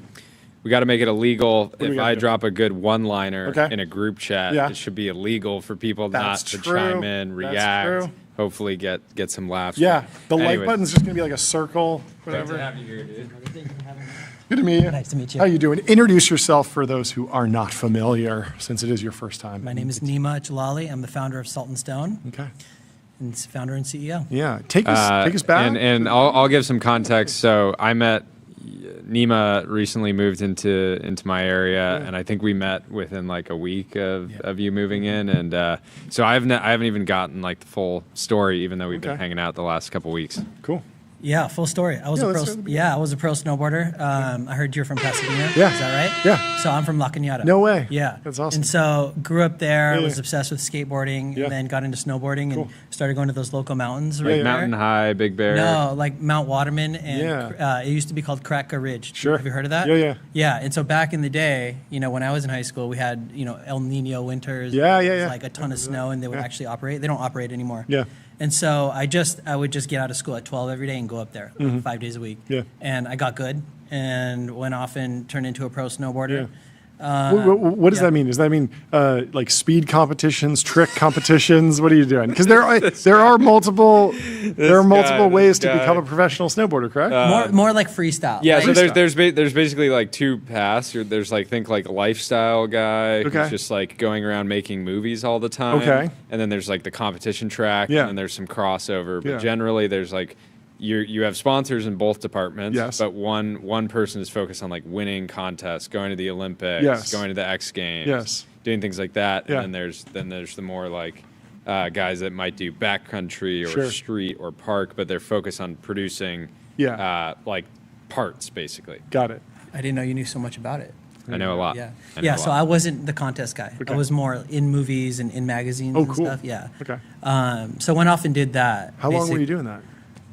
Pro for about 10 years, from about 20 to 30. 10 years. That's awesome. Yeah. Yeah, Yeah. great It was life. amazing. I mean, that was like my college, really. Yeah, that must Like, be so much fun. Yeah, it was fun. And What so- is I feel like entrepreneurs can probably resonate with what like a pro snowboarder is doing, where your job is to basically produce, like a banger part a season, potentially multiple, and there's like this where you're basically like, what is part? Like that's like a 5-minute video Okay. that might be released independently or as part of an entire movie. Okay. And Yeah. so your job is to do enough tricks, Yeah. stomp them, Yeah. as Nemo would probably It's a say. lot. Yeah. It's a And lot. then- There's a lot. I mean, there's like you pick out a song you know that Yeah. you want to have in your part. There's first part, and then Yeah. the most prestigious is being in the last part. You know, in the The video. end, Like the everyone. ender, So it's closer. like you got this video, and everyone's supposed to be on the same like kind of like team to make this best video. There's like probably like 10 snowboarders going after it and doing it. Yeah. Yeah. But there's a little competition within that because everybody wants to get last part. Yeah. You know what I mean? And so it's not a team sport. Yeah, you know, yeah. you're really out for yourself, and like there are a lot of lessons that you learn, especially growing up skateboarding. You know, where it's like fail.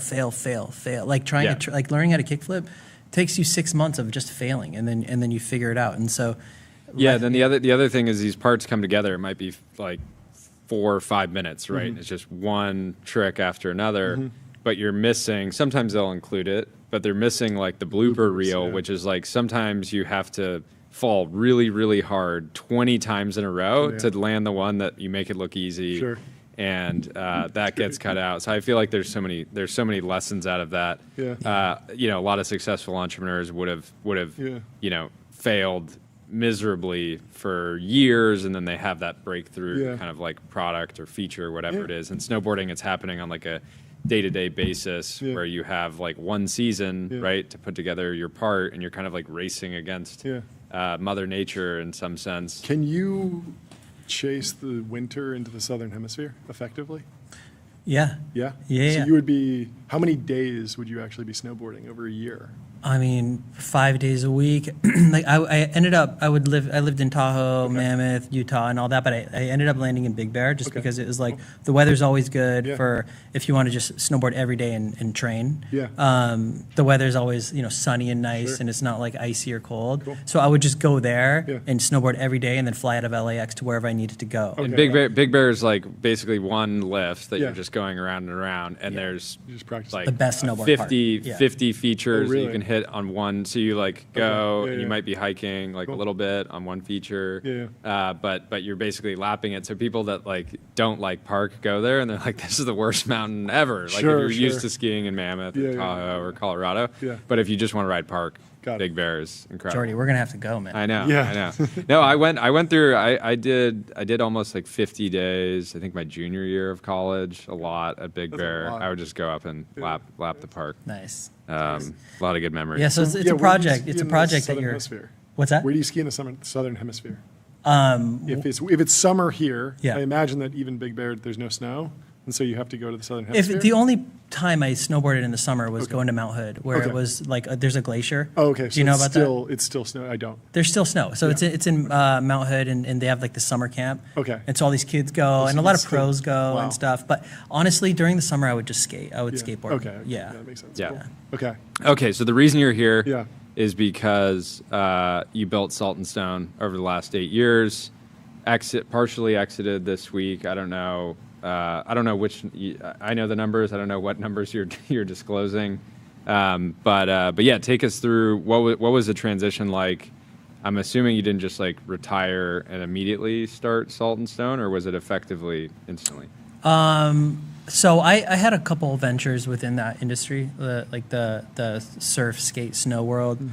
And then, Salt and Stone was this idea that I had, and which is like, I don't know if you can give any context Yeah. on that, but like brutal industry because every single pro and everybody adjacent also wants to start ventures within the industry. Yeah, that's true.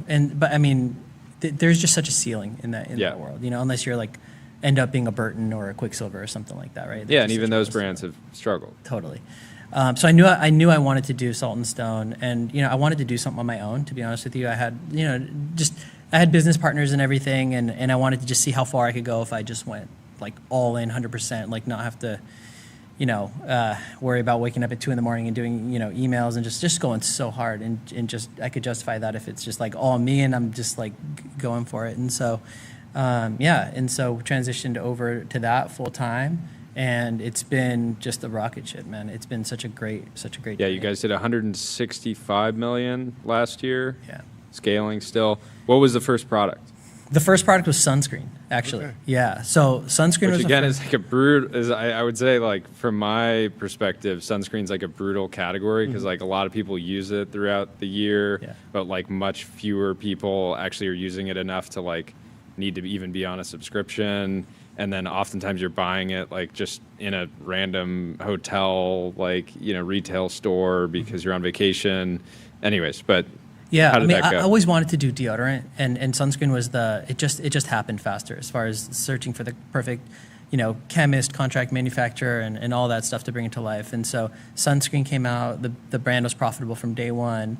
And then when we launched deodorant. How did you sell? Were you just selling it D2C or? So we had some retail on day one. So I had retailers lined up. We had, I think, about 40 to 50 of them. And so as soon as we were shipping orders, we were collecting payment.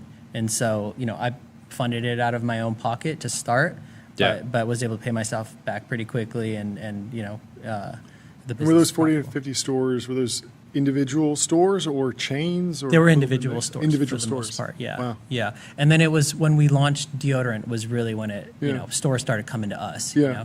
What's what are the economics of like getting one sunscreen product? It sounds like one SKU into one of those stores. Are they buying like $100 box? Or there's a $1,000? minimum, Okay. like, and from my $200? memory, I think it was like a case pack of 12 sunscreens that came out to like $300 or something. Okay, yeah. And then you can sell it at a markup and then MSRP. That's right. Okay, that's got it. right. How quickly did you realize that? Like my experience having invested in CPG over the years is the number one factor that leads to success is not like operational excellence. It's not always just the team. It's just like how good is the product. And I've seen a lot of like exceptional teams that have like all the operational chops, that have all the experience, come out with a product that might be fine or pretty good, but they just don't go anywhere. They can never reach escape velocity because the product fundamentally like doesn't really sell itself. Like you can sell it, it might cost a lot to acquire customers. The sell-through is not that great. Retailers don't really love it. And when I first tried your deodorant, after trying probably like 20 different like better for you deodorants, I was like, wow, this product is like incredible. And I've like retained across years, even though I don't even know that I maybe bought it on the website once, maybe bought it on different stores online, or I just buy it in the grocery store, but I'm like permanently retained because I tried everything else and this is just the best. It like goes on well, it smells good.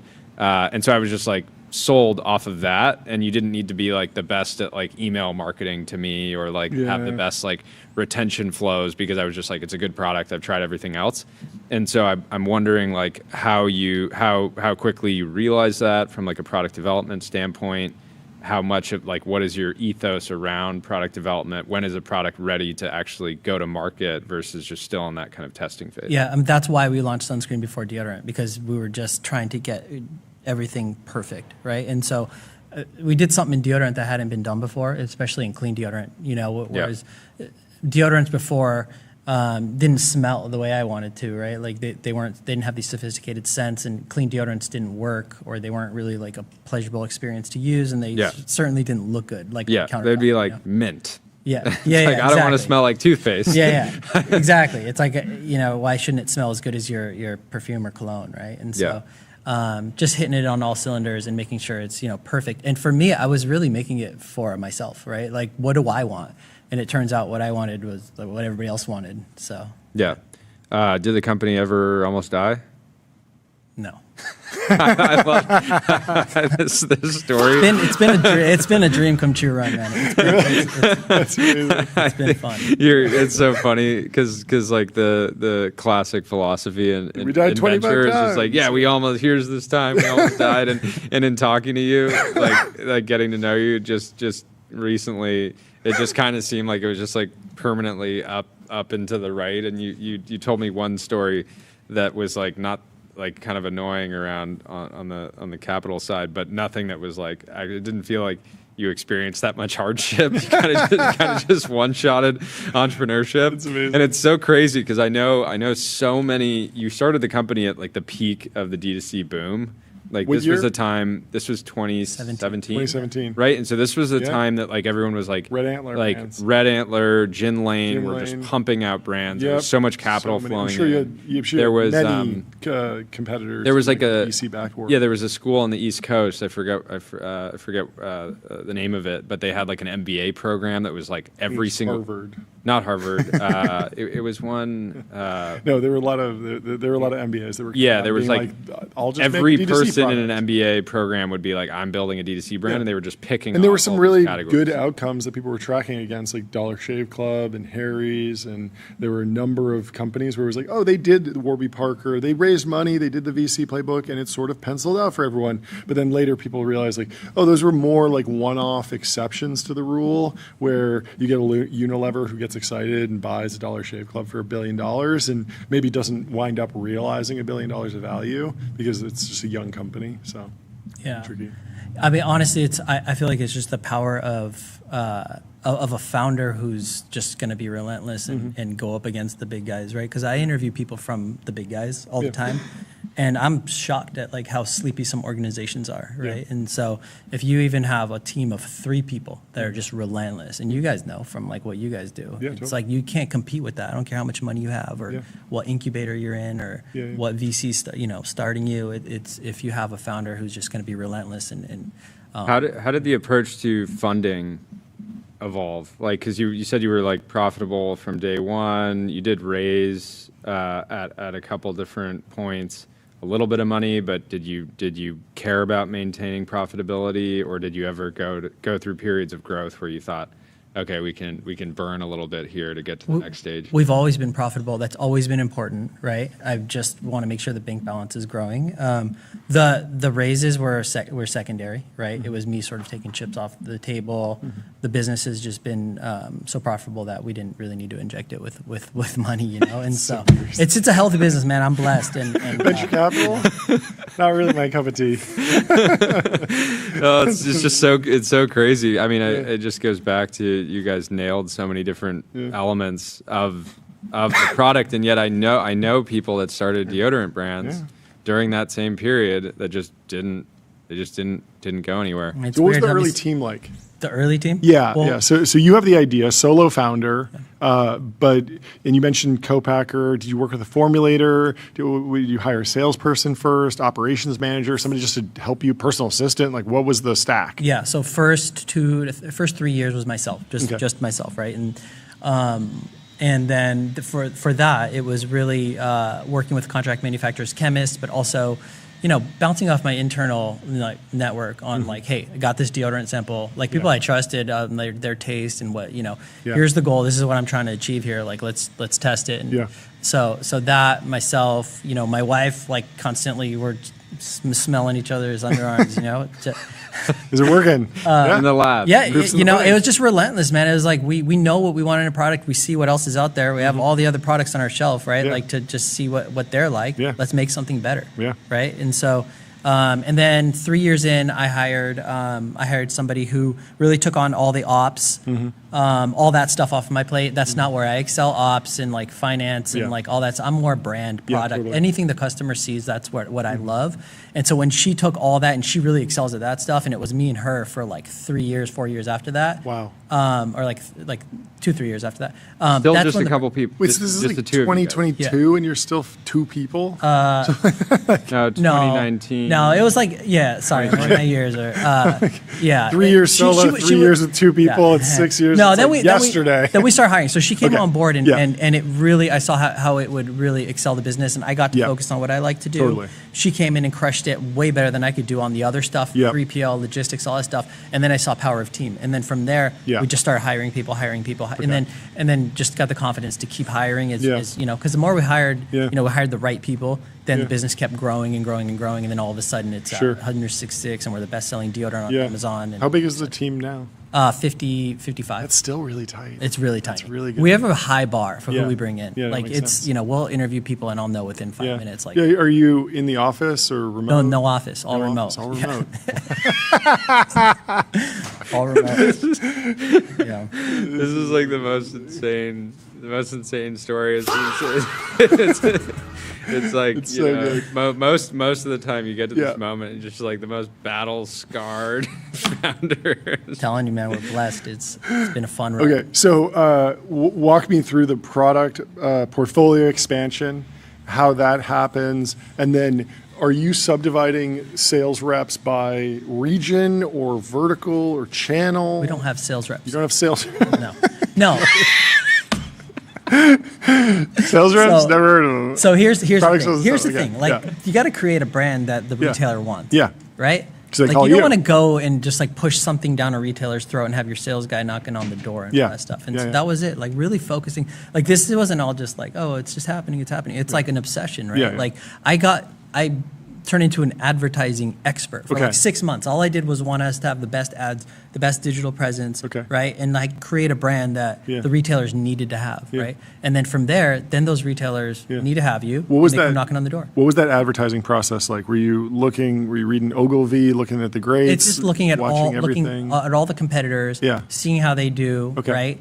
And really, it's like not looking at the other indie brands, like looking at the big brands. Sure. Right? Like I always want to take inspiration from the brands, like the Nikes of the world that are going to be here in 100 years, because that's what I want this brand to be, right? I don't want this isn't some like influencer brand. I'm not an influencer, right? I'm not in front of the camera. Like this is something that I want to be a legacy brand that's here long after I'm gone. And so those are the brands I look at for inspiration. And then how are you actually instantiating your learnings? Like, are you directing photo shoots? Are you casting models? Are you Right now? writing copy? No. Once you go through that 6-month brand exercise, all you of it. become the expert. Are you like, you know, taking a brand project from start to finish, or are you picking an agency or hiring people? It was start to finish. So there was a time where I was picking out models, picking out photographers, videographers, helping with the edit, like all that stuff. The edit's here, and then go in Giving and work feedback. with. And if they're static, like still photos, I would go in Figma, drop text overlay, figure out what to say, like all that stuff. And I mean, I just threw everything at it, man. All I did, I gave up everything, all my hobbies, like snowboarding, skateboarding, like all that stuff. Like I got into golf for a second, all of it ended. Like it was just like, I'm going to go in on this. But like when you get a signal that the thing is working, right? Then you want to. Because the bank balance is going up. Bank balance is going up. You're having fun. It's like really your purpose. It's just like nothing else I want. Like I want to build it. Yeah. What do you think about international expansion? What do I think about it? Yeah, how has your thinking evolved? What's the strategy? Is that something that a lot of companies go through this moment where they're like, maybe it's so operationally complex, it'll change the business, so let's put it off. Let's maybe wait until we're at a point where we can team up with a bigger company and through a merger or acquisition and let them bring their operational force so that you don't need, you know, a person in every locality, because they will bring that to bear and you're set up for success. Yeah. No, so we've already expanded internationally, and As I expected. Sephora It was easy. Canada, Sephora UK, Space NK in the UK, Sephora Europe we just launched, Middle East, Southeast Asia, so on and so on. That being said, there's a lot more opportunity, and that's one of the reasons I chose Advent to be the partner here. Is because they have a strong expertise in international, and I feel really great about them. I mean, look, my goal was never to just exit out Yeah. fully and just put it in somebody's hands and let it go to shit. Like Yeah. that's not what I want. Yeah. I want the brand to. I want my grandkids to look at this thing and be like, oh yeah, that's what my grandfather built. You know, I want it to be around. I want it to be, you know, what it was always meant to be, and Yeah. not turn into some, you know, discount brand. So Yeah, does- what was the how many did you have a bunch of opportunities to sell prior to this moment? I'm assuming people were just like kind of seeing public metrics and sell through and all these things and hounding you at different points. What was the process of like knowing when the time was right? We had a lot of private equity reaching out, a lot of people reaching out in general. And so I worked with Raymond James, who I love, and I would just forward it to them, and they told me when it was time, and it was like, let's go explore, explore the market. Yeah. Yeah. So this was not a story where you met your acquirer like years and years ago? We'd been talking for about, you know, for several months, 6+ months, you know, and I really, really liked them, you know. And for me, it's when I did the deal with Humble Growth 2 years ago, we had like 15 private equity funds to choose from, and I liked them because of who they. No, we had a lot. We had a lot of bidders, you know. No, I just think yeah. this is you know how. If you were looking for, you know, the hero's journey of founder stories, this isn't it. you can turn it off. I mean, it is in a way. It's Yeah, it missing is. some plot points. Yeah. There's a lot more to it. Yeah. Of course. But yeah, I mean, it's just choosing good people to work with, right? Yeah. People who can do it with integrity and that I want to work with, and that like are aligned vision wise on like what the brand is going to be in the future, and let's go build that together. Yeah. What advice have you been giving to people that want to follow in your footsteps? That this is like kind of what I feel like every CPG founder imagines is just like, yeah, I'm going to be building for like 8 years, and then I'm going to sell for, you know, $500 million to $1 billion to a strategic, and yet, you know, the hit rate is obviously, you know, something probably like, you know, 1%, right? And over the last year, I feel like there's actually been a dip in new brand formation. At least that's what Everyone's Sean vibe coding.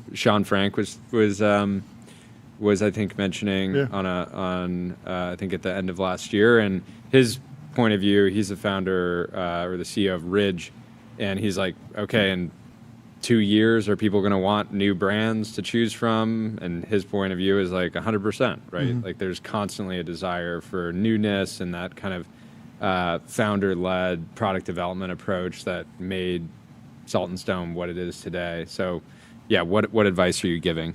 I mean, honestly, like I didn't read any entrepreneurial books or really listen to any like entrepreneurial podcasts or anything until recently. I just went off instinct. Like you got to fight. We're fighting for our life. My advice would be to go all in. Like you can't go and be like work-life balance and like I want to, you know, check out at 5, because like there's going to be someone right behind you that's going to come and take your place and be that brand that comes in and does what you want to do if you're going to just chill. Yeah. So it's like you gotta make sure you love it, because that's the way you're going to be able to do it, you know, basically around the clock from the moment you go to sleep to wake up. You know, it's something you got to love to do, and it's got to be your passion, right? And so you got to just go relentlessly, and no, I would say like forget the work-life balance stuff. You just got to go hard. You got to go all in and just use your instincts. You know, you got to be competitive and go after the big guys, and don't be afraid, and just go. You got to go for it. Go all in. Yeah, I like to focus on the actual incumbents. Like a lot of people will focus too much on like, okay, who are the other new brands in my category, and just actually studying like, okay, what makes the big players actually successful? It's like, okay, massive retail distribution, like actual like IP on the product side, all these things.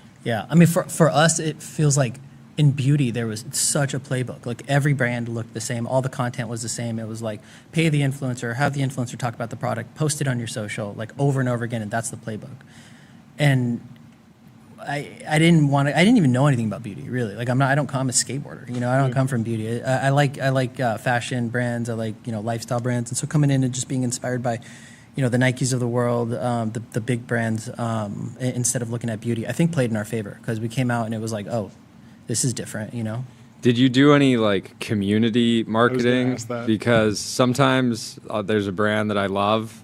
Maybe it's like, I would say like if a deodorant brand was putting together an event, I don't think I'd be like, I gotta be there. But did you do anything that like worked, that broke through, that like was material to the business? Because I feel like sometimes it's very distracting for Like CPG IRL brands to like sampling. do IRL marketing early on. Because I'm like, I usually will ask a founder like, okay, how many units have you sold in the last month? And they're like, a party. 1,000. I'm like, okay, then don't spend $30,000 on like some activation. Like you should just like make a product that actually sells well, and then you'll have opportunities to do things. Yeah, I mean, early on, that was my philosophy too. It's like, why are you going to go waste money on something that you don't know is going to move the needle? So it's like, spend it. Like if our ads are going well, like let's just pour more money into that versus like doing some pop up somewhere. But now we're at the point where those IRL pop-ups, I think it's good. It's good brand building, you know. And so we do that now. We do pop-ups. Yeah, but activations. pop-ups are, I would say, different than like a lifestyle event that is just like a bunch of people hanging out. Yeah. What about owned retail, like flagship store? Have you looked into that? We're looking into it. So Okay. yeah. So we're looking right now. Yeah. Yeah. So But I mean, it says a lot that you didn't jump into that in year 2, for example. yeah, I mean, it's, you know, it would be tough to do that and maintain profitability, right? Totally. And so it's like you're fighting for your life. You want to Yeah. make sure it's profitable. Yeah, it's a balancing act. Like you need enough awareness that you're actually going to get upside, but then if you have complete awareness, it's probably like you're already stocked everywhere. So Yeah. it needs to be in the sweet spot. Yeah. Makes sense. Interesting. Such an amazing story. Honestly, it's like a very unique. It's a great story. It's amazing because it's like it's exactly what people set out to do, and Yeah. yet it's so uncommon to just like go up into the right every month. It's great and, 'cause it's like very simple. refreshing. It's like work hard and don't get caught up in a bunch of Stuff that doesn't trends and matter. stuff that doesn't matter. Do the things that matter, right? the things and that gone. matter. You're gonna be relieved. He's Yes. now a David Senra enjoyer. Oh, really? He's- Love his podcast. He's yeah. fantastic. Yeah. So he's getting to enjoy David Senra after climbing the mountain. That's amazing. That's funny. I hear that. It's like I hear the hustle stuff and Yeah. like you got to do this and you got to go all in, and I'm like, yeah, like I naturally kind of do that. You know, it makes me. Okay. Yeah. It works. Yeah, it's cool. But even I mean, David talks about this a lot, where like even like a lot of his audience members are not listening to it and saying, "Oh, I never considered working hard."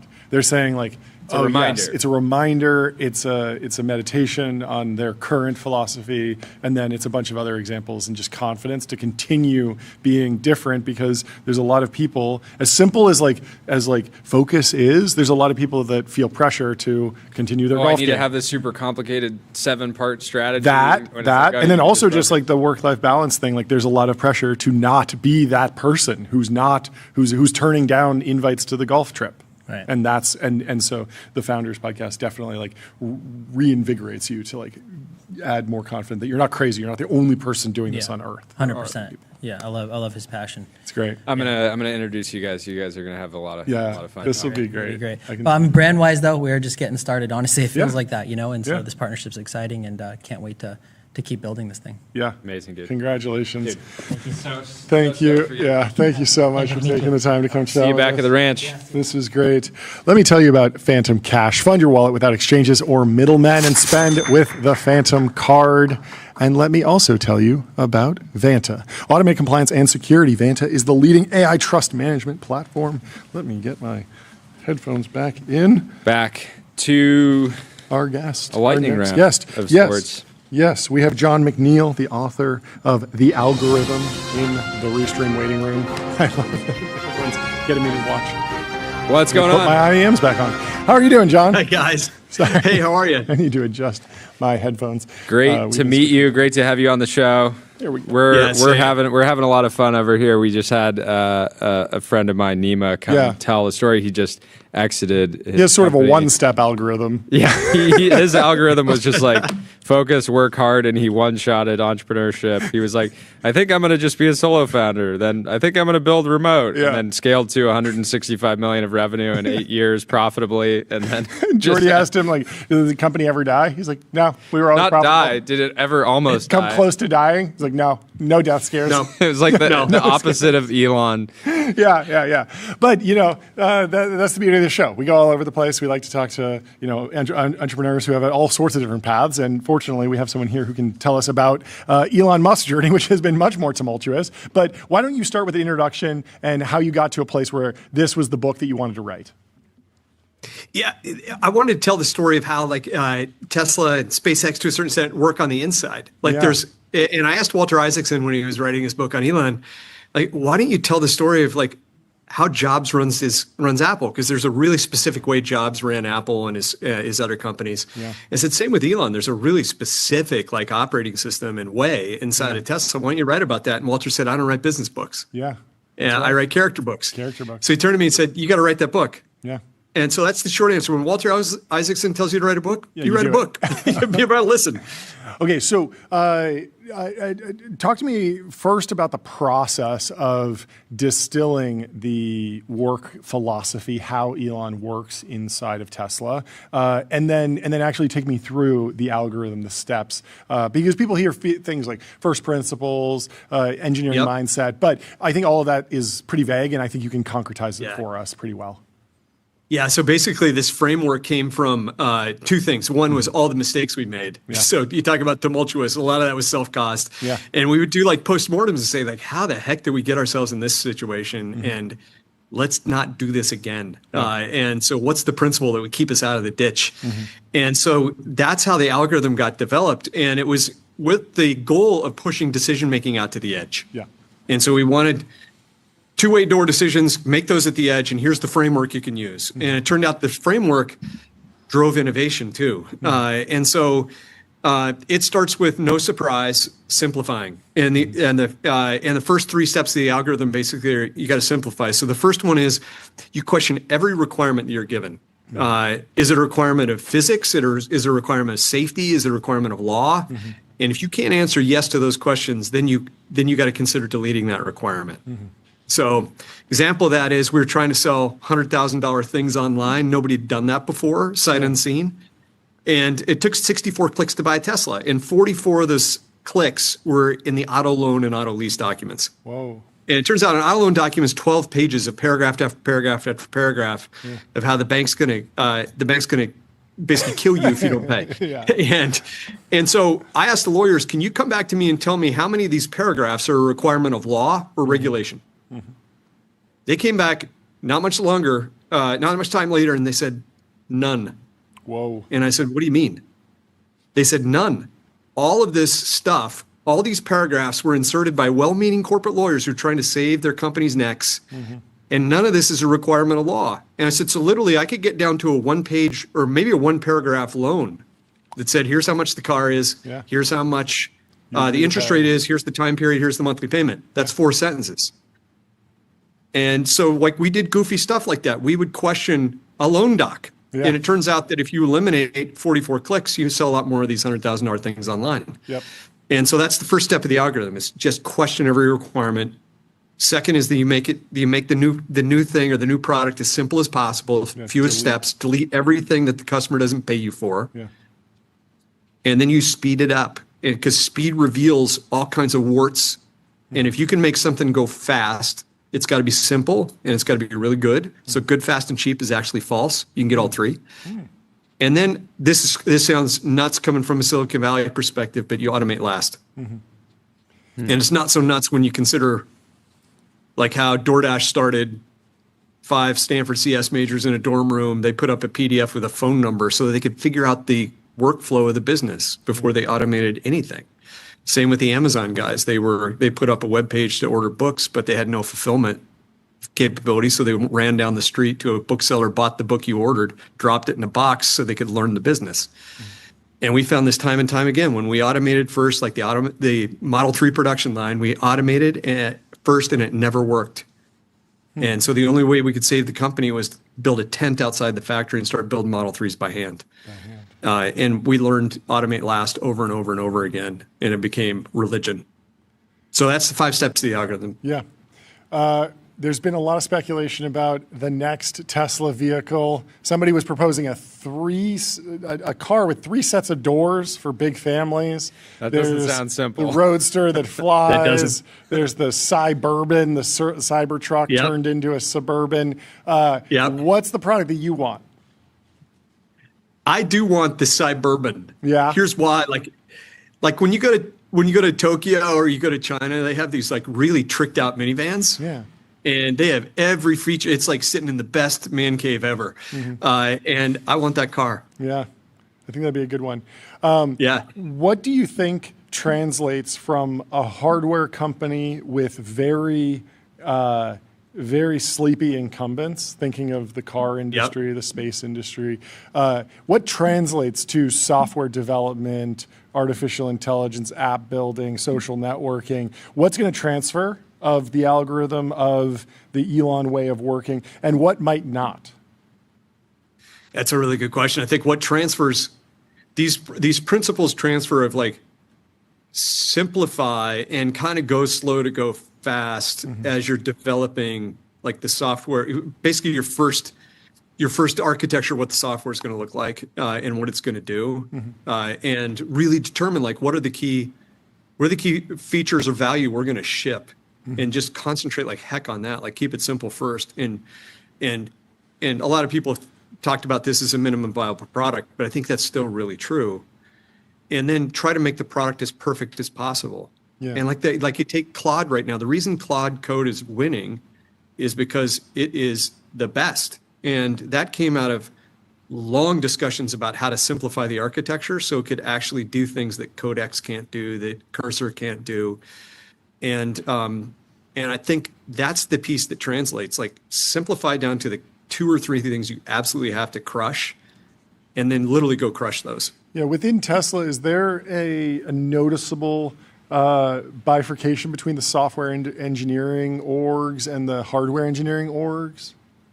One of the things that Elon believes in is hiring what he calls orthogonally, which means basically that nobody has any experience in the industry, because he doesn't want you coming in with a preconceived set of frameworks or preconceived notions. And so we were all software people. Like I was a 6-time software serial entrepreneur, and I didn't know anything about hardware. I'd never been in it before. And so we approached every problem from a software first perspective. So an example of that is like, if you say, okay, to your last question, like, what do we have to crush in the car business? Well, we got to get an autonomous car. Okay, to run software on an autonomous car, the requirement of that is we have a single chip. Because if you have more than one chip, now you've introduced latency and syncing and all this sort of stuff you have to do. So we can only have one chip. And that's the software first kind of mentality. We're competing with people who are hardware first, who have 18 to 36 chips running in their car, which means they can never deliver autonomy because they're not thinking about software first. And so that software mentality gives Tesla an edge kind of every day of the week. A lot of people have been speculating about demotivation from SpaceX liquidity as the company goes out at a 1.5, maybe $2 trillion valuation. There's a lot of engineers who are great. They're about to have a lot of liquidity, and maybe they will decide to retire, is basically the thesis. But we've sort of run this experiment with Tesla. What was it like post-IPO? Do you have a read on how the culture changed? Did everyone remain interested in the mission, or were there some people that actually did choose to sort of step back? Yeah, I think the majority of people that were there for the mission, they're mission oriented, and the size of their bank account over time grew, but it really didn't matter. Yeah, to them, they were showing up every day to solve the next thing that was in the way. There were some people that cashed out along the way, but they were kind of the minority. Sure. And one of the things that Elon did was something that I had done in each one of my startups, and a lot of entrepreneurs do, which is you kind of starve the balance sheet. You raise only as much capital as you need, because the first principle is you don't want your company to go soft. And when people see a big number on the balance sheet, you're not close to death, and people aren't like really moving as fast as they can, aren't as motivated.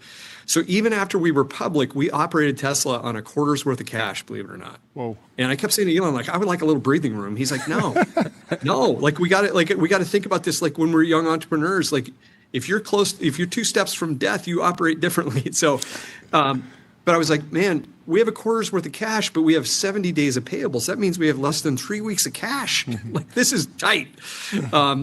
But that kept everybody sharp.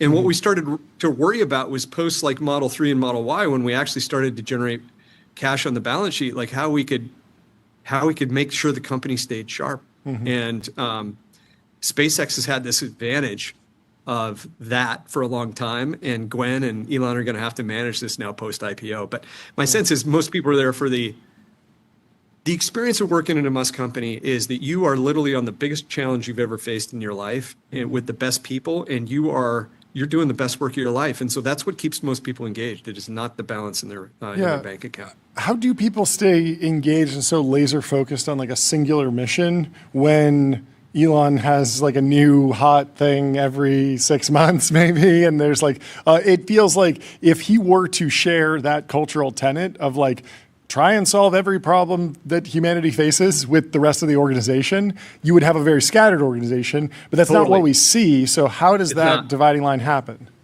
So like I started to get the entrepreneurial itch a few years in. And so I went to him and said, hey, look, you're starting OpenAI, you're starting Neuralink, you're starting the Boring Company. Like I got to scratch this itch too. Yeah. And he basically said, you can't because I got to have you focus so I can go do these things. Sure. But then it was pretty cool. Like we designed this way that I could scratch my entrepreneurial itch, which was just doing it inside of Tesla. Yeah. So we invented mobile service. We invented insurance inside of Tesla, which now is a third of the cash flow. So I got to scratch those itches, but you start to learn like Gwen's job is keeping SpaceX focused. My job was keeping Tesla focused. Yeah. So he could go exercise that Da Vinci side of his personality. Yeah, that makes sense. Jordy, you have anything else? This is great. Where are you investing mostly these days, outside of the Elon orbit? Yeah, so we start companies from scratch at my venture firm, and we're investing in, I would say, the intersection of AI and the real world. So what that means is like we pulled this amazing team out of Tesla that did the supply chain automation and optimization, and they've created a business called Atomic that is just slaying it. We created this really cool platform for restaurant hospitality where at any restaurant you can get up and walk out without having to pay the check because it already knows who you are and what you eat. Yeah. So every restaurant becomes like a London supper club. We're deploying AI. Which company is that? That's called Zoomy. Okay. I know a friend of mine has another company competing in that category. Same pitch. But I'm sure he'll be devastated to know that a Musk-adjacent company is. Yeah, there's room for more than one of us. I like having competition, and that's a really tough technical solve actually to be able to pull that off. So it'll be protectable if your friend's company's working on it, and there's room for both of us to swim in that big ocean. What's your advice for American auto manufacturers? Because it feels like they're just, they're behind in autonomy. They're behind even from a feature standpoint with a Tesla or a BYD. I see these electric cars out of China where it's like it has 1,500 horsepower. It's as big as a Suburban, and it drives itself. And then you're like, and it'll cost $35,000. You're like, that is impossible. Right. How can we possibly compete with that? So, what should American automakers broadly do? Well, this is a real challenge that I'm a part of because I'm on the board of GM now, trying to help them navigate this. And so, like when I walk around the streets of Tel Aviv or Mexico City or Paris, you see all the BYDs. Yeah. And to your point, these are not crappy cars; these are really good cars, and at a really good price point. Yeah. They're at that price point because the government subsidizes the heck out of that business in China. You get free factories, free labor, free parts, basically. So you can sell stuff super cheap, but that is for real competition. What is there, to your knowledge, what is the long-term thinking there? Is it effectively like an employment program where they just want... Or are they looking at it like CAC, where they're like, we'll lose money for a decade, but then we're going to make it money for 4 decades? Or like, what are the kind of pillars, do you think, of their strategy overall? Yeah. It's a combination of both of what you guys just said. So on your point, Jordy, it is the way that you keep a single-party system in power is you provide jobs. So job growth is the one metric that every level of government gets bonused on there. Can you imagine like the American government, everybody gets a bonus that doubles their base salary, and that one metric is GDP growth? That's what you have in China. So they start with that framework and they say, we got to provide jobs. And the way we're going to provide jobs is every 5 years, we're going to announce 5 industries that we're going to enter and dominate.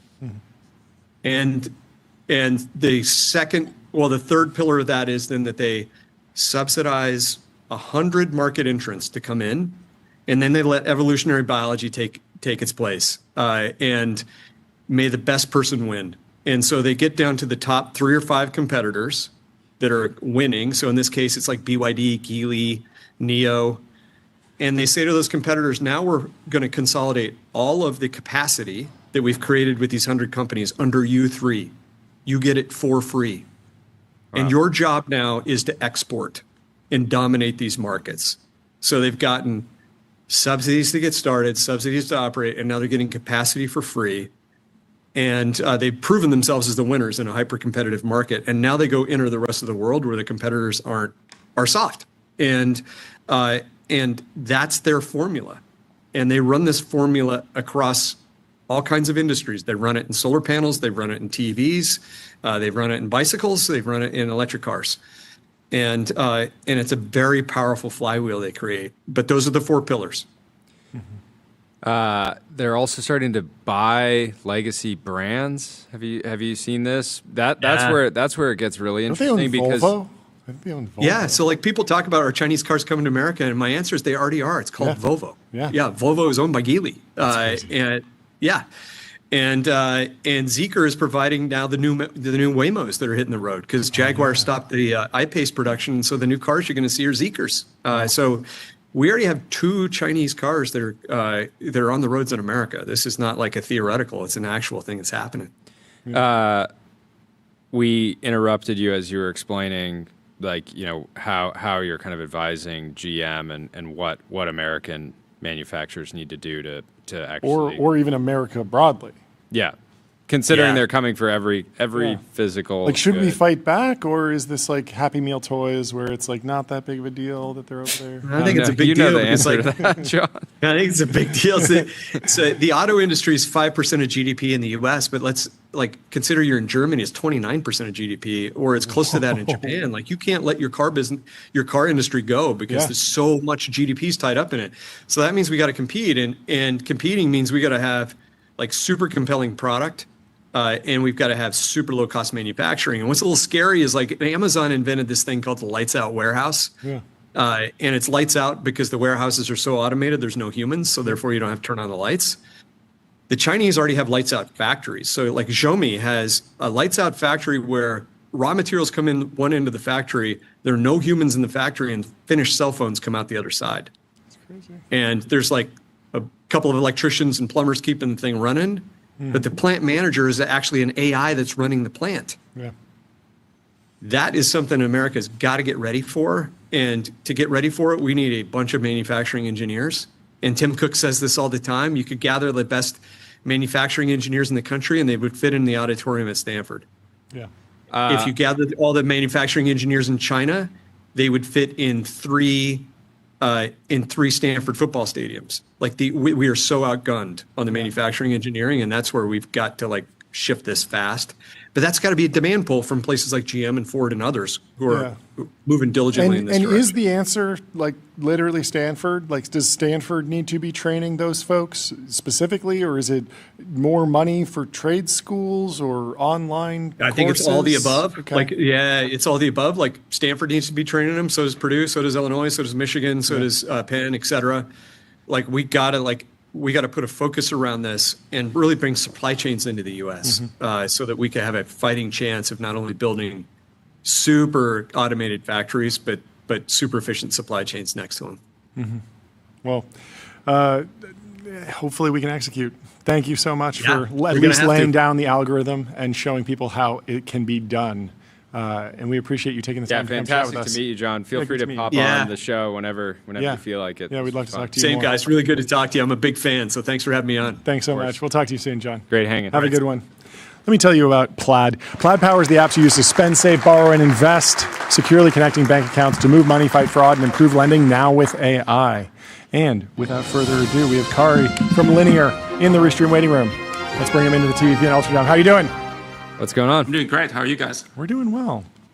You've been stirring up the internet this week. Cooking. It's my favorite hobby. It's definitely like something I like to do. Yeah. Well, we're excited to talk about it. So take us through kind of the announcement this week. What led to it, all that stuff. Yeah, so this week at Linear, we kind of like wanted to share more about like what is our thinking and kind of read on the market and in our category, which kind of historically has been this issue tracking, project management. And like I wrote this essay that like kind of like tries to like talk through some of these topics, and it starts with this like somewhat like controversial statement saying like issue tracking is dead. And I think what I was trying to do with it is to really like shake the industries and everyone's thinking around this. And I think what still is happening is that how companies and software companies operate, they still are operating with these old assumptions and like kind of processes that are built around the old world, like the world before AI agents and that kind of development workflow. So I think like historically issue tracking has been this ticketing task system for engineering. So basically engineer doesn't do anything unless there's a ticket. And then like you have to like create the ticket, someone else creates it, it goes to engineering, there's some negotiation happening. Eventually the engineer does something with it. And it's kind of like it's almost like this line cook system where it's like someone yells like, we need fries and steak, and then in the kitchen they start cooking it. Yeah. And it's kind of dumb, and like I always thought it was dumb, but it's like how a lot of companies tend to operate. And the second problem, I think, is that these legacy platforms vendors have kind of like created this kind of idea that it should be complex, and like they kind of encourage the complexity and the overhead of this process. So we have customers coming to us and like, hey, we want to switch to Linear, but then they say like, oh, we have this like bug tracking process, which is 40 different states, and the bug report needs to have these 30 different custom fields. And then they ask, like, can you do that? And our answer is like, I don't think we should, or you shouldn't either. Like the point of moving to Linear is actually rethink some of this stuff. Like, is this still necessary? Yeah. And I think like this becomes even more clear now is that if the agent can fix the bug in 5 minutes, but your bug reporting process or the process of running through that process takes a week, it starts to look pretty silly that like the actual work takes a lot less time than actually running through the whole process. And you're sitting here being like, I don't want to be like part of the bottleneck. Yeah. And so I think like my thinking here is like, I think we can start kind of compressing and simplifying a lot of these workflows. And even I know that companies do need some process where it's like compliance or security or some other reasons that you just can't remove. I think like the agent can like really handle that. But like this statement was really for us to say that I think we should all like kind of look into mirror. It's like, what are we doing here? And like, why? And do we still need to do these things? And from our perspective, we don't. I think we should start looking into different problems. And the different problems is like, like how do you work with the agents? And I think the problems I noticed today is one is like the context problem. Like how does the agent know what to work on? Or like how do you set up the agent to work on with the right context? And we think like Linear can be that or is already that context system for humans. So it can also be the context system for the agents. So Linear collects custom like user bugs, it collects like user feedback or customer requests. There's also all kind of projects, you have goals, initiatives. There's a lot of context of like what is your product, what is the state of your product, and also like what is the future state of the product. And then if you can bring that into the agentic like workflow, I think the agents can work a lot better. So I think at Linear we want to like look into that category of like context problems and try to like find solutions there. And then the second problem like I noticed is the agency part, that a lot of the systems historically has been quite static. Like it doesn't do anything unless you move the thing from one state to another. And we think like now the system should be with this right context and understanding of what you're doing and what your team or product is doing. It could start moving the work on its own. Like it should become more self-driving.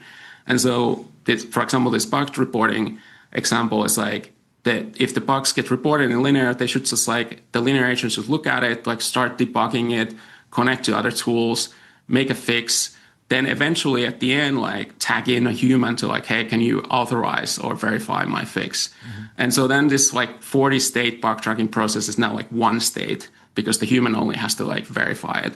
And even if it's not correct solution, you still have the option to fix it and work with the agent. So I don't think we can one-shot problems all the time.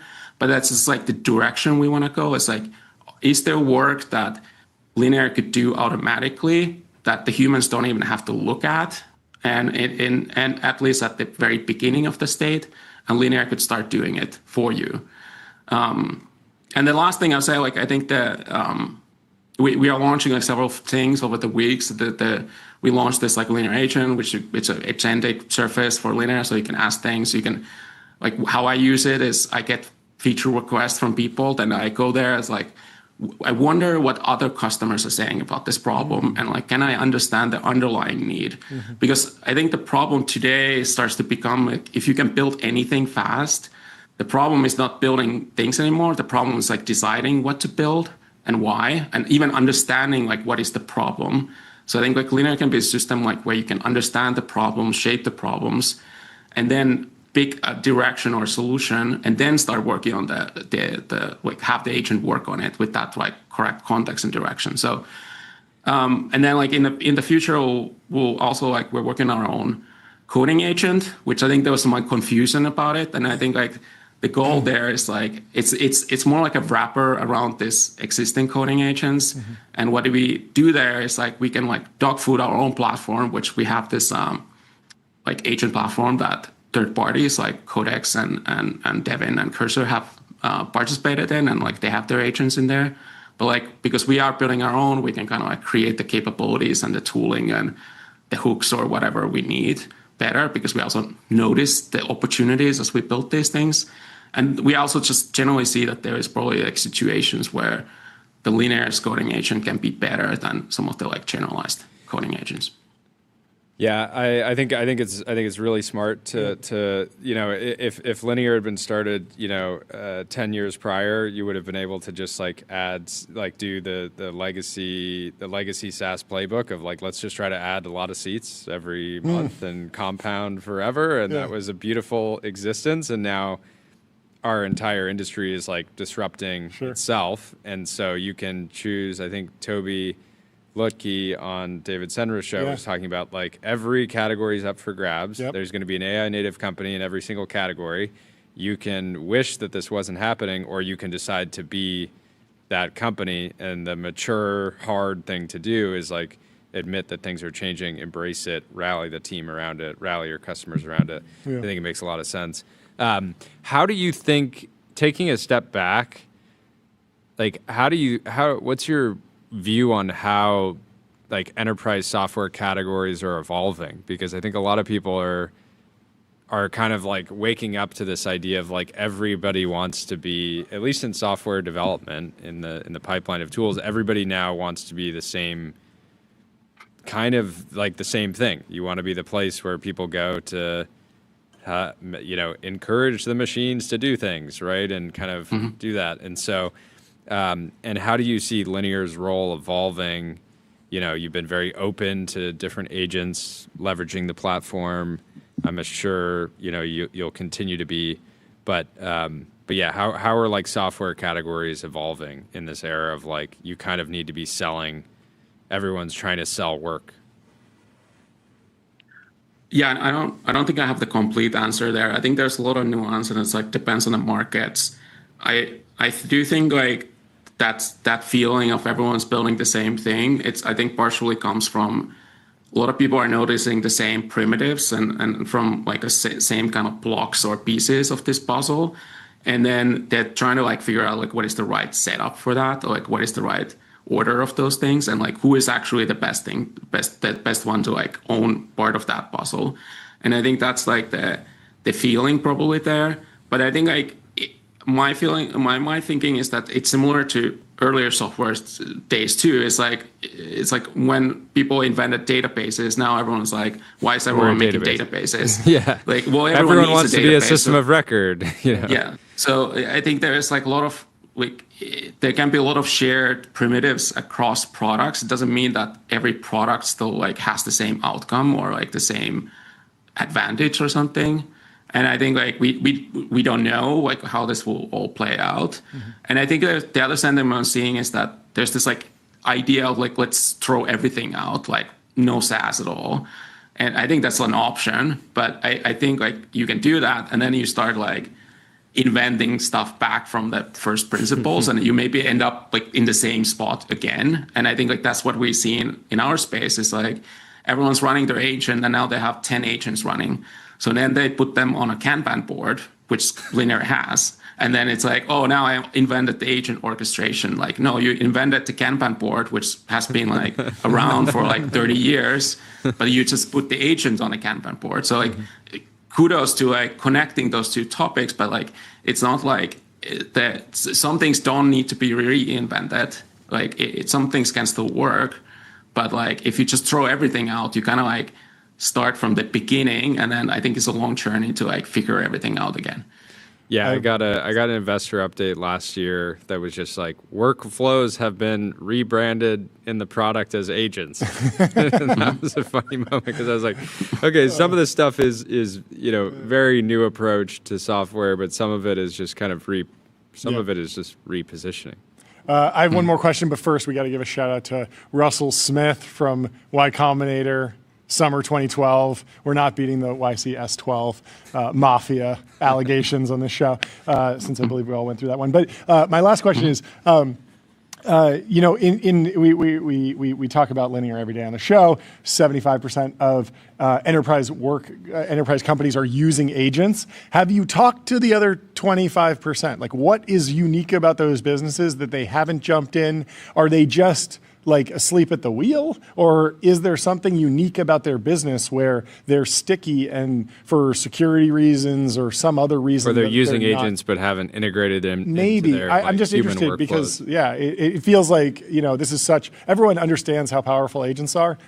Why is it not 100%? That's always an interesting question. Yeah, and to clear the stat is like 77% of Linear workspaces have cloud agents. Okay. So there's a difference between cloud agents and the local agents. So we don't track the local agents, but so I think the couple of things like the cloud agents are still somewhat like less developed today. There's like environment problems where like if you have a massive system or some kind of large company system, the environment starts to become kind of complicated, and the industry hasn't fully solved it yet. I think it's a solvable problem, and many companies are kind of like solving it with these sandboxes of like you start a sandbox, the agent has the right environment and can do the things.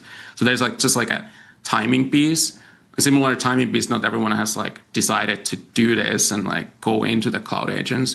The third piece, which is it's kind of the stupid reason, is the policy. Companies are still procurement, IT, and security still run a lot of like decision making when it comes to tooling in companies.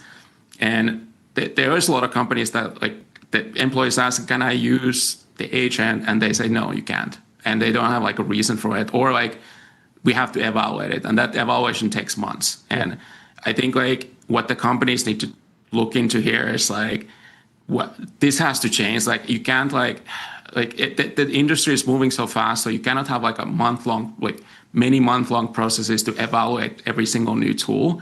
I think like the security standpoint is like valid, but like you kind of have to like figure out a new way to think about the security and not like block new tools. So I like one hack to this I've seen in some companies is like they have this friction form.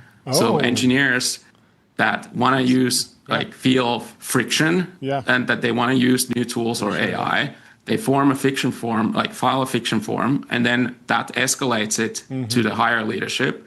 And then it makes an SLA that has to be resolved in a week or in 10 days or something. And so you force the hand of this like procurement, IT, and security people to do something about it, because the incentive a lot of times for this jobs is like you don't want to rock the boat, so you don't want to change things if you don't have to.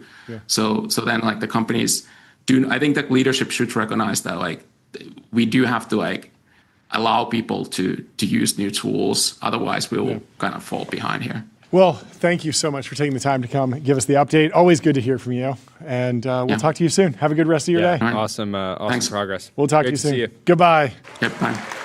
Let me tell you about Gusto, the unified platform for payroll, benefits, and HR built to evolve with small and medium-sized businesses. And without further ado, let's bring in our next guest. Sounds like a lightning round. Yes, this is the Lambda lightning round. Tell me. What's happening? Good to meet you. You're here with us. To TBPN. please introduce special yourself and the effects. company, because not Hey, only have guys. we not heard of you, but I think you're coming out of stealth. No one's heard of you, or at least this company.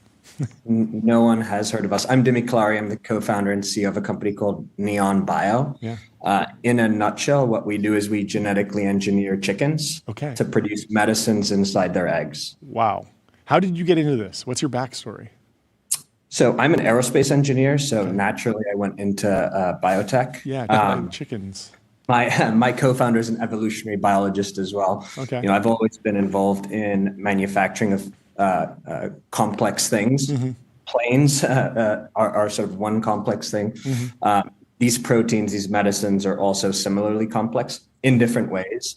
As some of the problems facing drug pricing and sort of the onshoring of manufacturing had come to bear over the last few years, it seemed like a good place to hone my skill set. So what do you think? Yeah, where did the original kind of concept come from? Was your co-founder, Making an omelet, hanging out being with like, chickens? this will cure cancer. They're like, these chickens, they lay eggs every day. We got to put something in them outside of. You're not far off. I mean, we all know chickens to be sort of incredible sources of edible proteins, the ones that make your omelet. Most new medicines today are complex molecules. They are proteins themselves. And so the way they're manufactured today, prior to Neon Bio, is it's expensive. It's sort of reliant on these complex, fragile global supply chains, and it sort of makes these drugs inaccessible to most people. But chickens happen to be the universe's best protein factory. They've been honed by 250 million years of evolution to efficiently turn very simple inputs, grain and water, into complex outputs, these proteins inside their eggs. And so we harness that same system to produce, some of the drugs you might see advertised on TV, like Humira or Keytruda. How wild. So I mean, how far away are you from actually doing a partnership with a biotech company that owns intellectual property around a particular protein? It feels like there's this dance between, like, you need to genetically engineer the chicken, make the chicken, get the eggs, extract the protein, like actually get into the drug. That sounds like years, but then there's a ticking clock on every drug that's out there in the IP landscape. So how do you marry those two? Yeah, so one of the things we announced today really is this large commercial deal that we signed with a partner to bring up to 3 drugs to market. Up to 3 drugs, okay. And the drugs that we're focusing on to start with are known as biosimilars. So they are drugs that have existed. We know they work. They're on the market. They can cost in the thousands or tens of thousands per dose. That's super expensive. We are starting with those because they're known molecules. We're not taking on molecular risk there. Over time, we're developing technologies that will make this process way faster, much more efficient, increase the yields. But for now, we have a very good market in the biosimilar space where there's huge demand for these drugs, coupled to sort of the cost aspect, which is a sort of a big part of our value proposition, is the fact that how many doses from an egg are we talking? What is it, a single shot, or can you get potentially multiple doses? And then, because I'm just thinking at some point you're just scaling a facility that has chickens in it. Yeah, we scale by breeding chickens. That's one of the advantages here, right? Okay. It's pretty linear, and we know how to do that. To just give you a sense for scale, with a few thousand birds, and to give you a sense of what that means, a small farm is anything below 25,000 chickens. Wow. So with a few thousand, we can produce the global supply of a drug like Humira. So a chicken can treat, depending on what the medicine is, anywhere between 10 to 100 people in a year. Wow. That is remarkable. That is insane. Do you not have a chicken sound effect? I was just about to text the team. We need a chicken sound we effect. Play the rest of the barnyard. We got the whole... we'll ask, is there a plan to make Horses work for us. Goats for us. Sheep. Are you staying in chickens forever, or will there be We'll work other on other animal? animals for Okay, eventually. Okay, well, call us back. We need horses to save us from other ailments. There are actually drugs that come from horses as well. You know where my mind's going? Premarin. Partnership with Varda. Varda, yes. Space chicken. Space chicken. I mean, I was thinking about that when you said aerospace to bio. There is an interesting overlap there. Well, thank you so much for taking the time. On the line. Yeah. Yeah, we're having a lot of fun, but this is one of the craziest pitches. I think Caffeinated Capital's I think an investor in both companies as well, right? That's right. Okay. That's right. Raymond loves making drugs in difficult ways, but potentially extremely valuable ways. No, that's very cool, Demi. Very cool. Thank you so much for coming on. Thank you, guys. This is great. We'll talk to you later. Bye. Let me tell you about Vibe.co, where D2C brands, B2B startups, and AI companies advertise on streaming TV, pick channels, target audiences, and measure sales just like on Meta. And without further ado, our next guest, Mikey Schulman from Suno. He is the co-founder, and we cannot wait to talk to him about AI-generated audio. Let's bring Mikey in from the Restream waiting room into the TBPN Ultradome. Mikey, good to see you again. Thank you so much for taking the time. Welcome back. One of the most interesting, do you call yourself a NeoLab? Is that a fair characterization? Great to be back. Thanks for having me. Yeah. We definitely do not think of ourselves as a NeoLab. Okay. But you are training models, you're doing AI, but you're a product company. Are you a consumer company? How do you think about yourself? We're a consumer company. We're an entertainment company. Consumer entertainment doesn't seem so hot right now. Yeah. Not exactly sure why, but being entertained and fulfilled is like a basic part of being a person. And so often underlooked part of the market. We're like, the word we use here is creative entertainment. Sure. We are giving people the best, most fulfilling creative experiences of their lives. Yeah. I mean, that sounds maybe broader than music one day. Have you thought about video? Are you thinking about, when I'm on Spotify, a lot of times a video will pop up alongside the music. Are you thinking about expanding or continuing to refine the music model itself? It's a great question. I think there's a lot of reasons why this is going to work really, really well in music, the least of which is we love music. This is like really the DNA of the company. Yeah.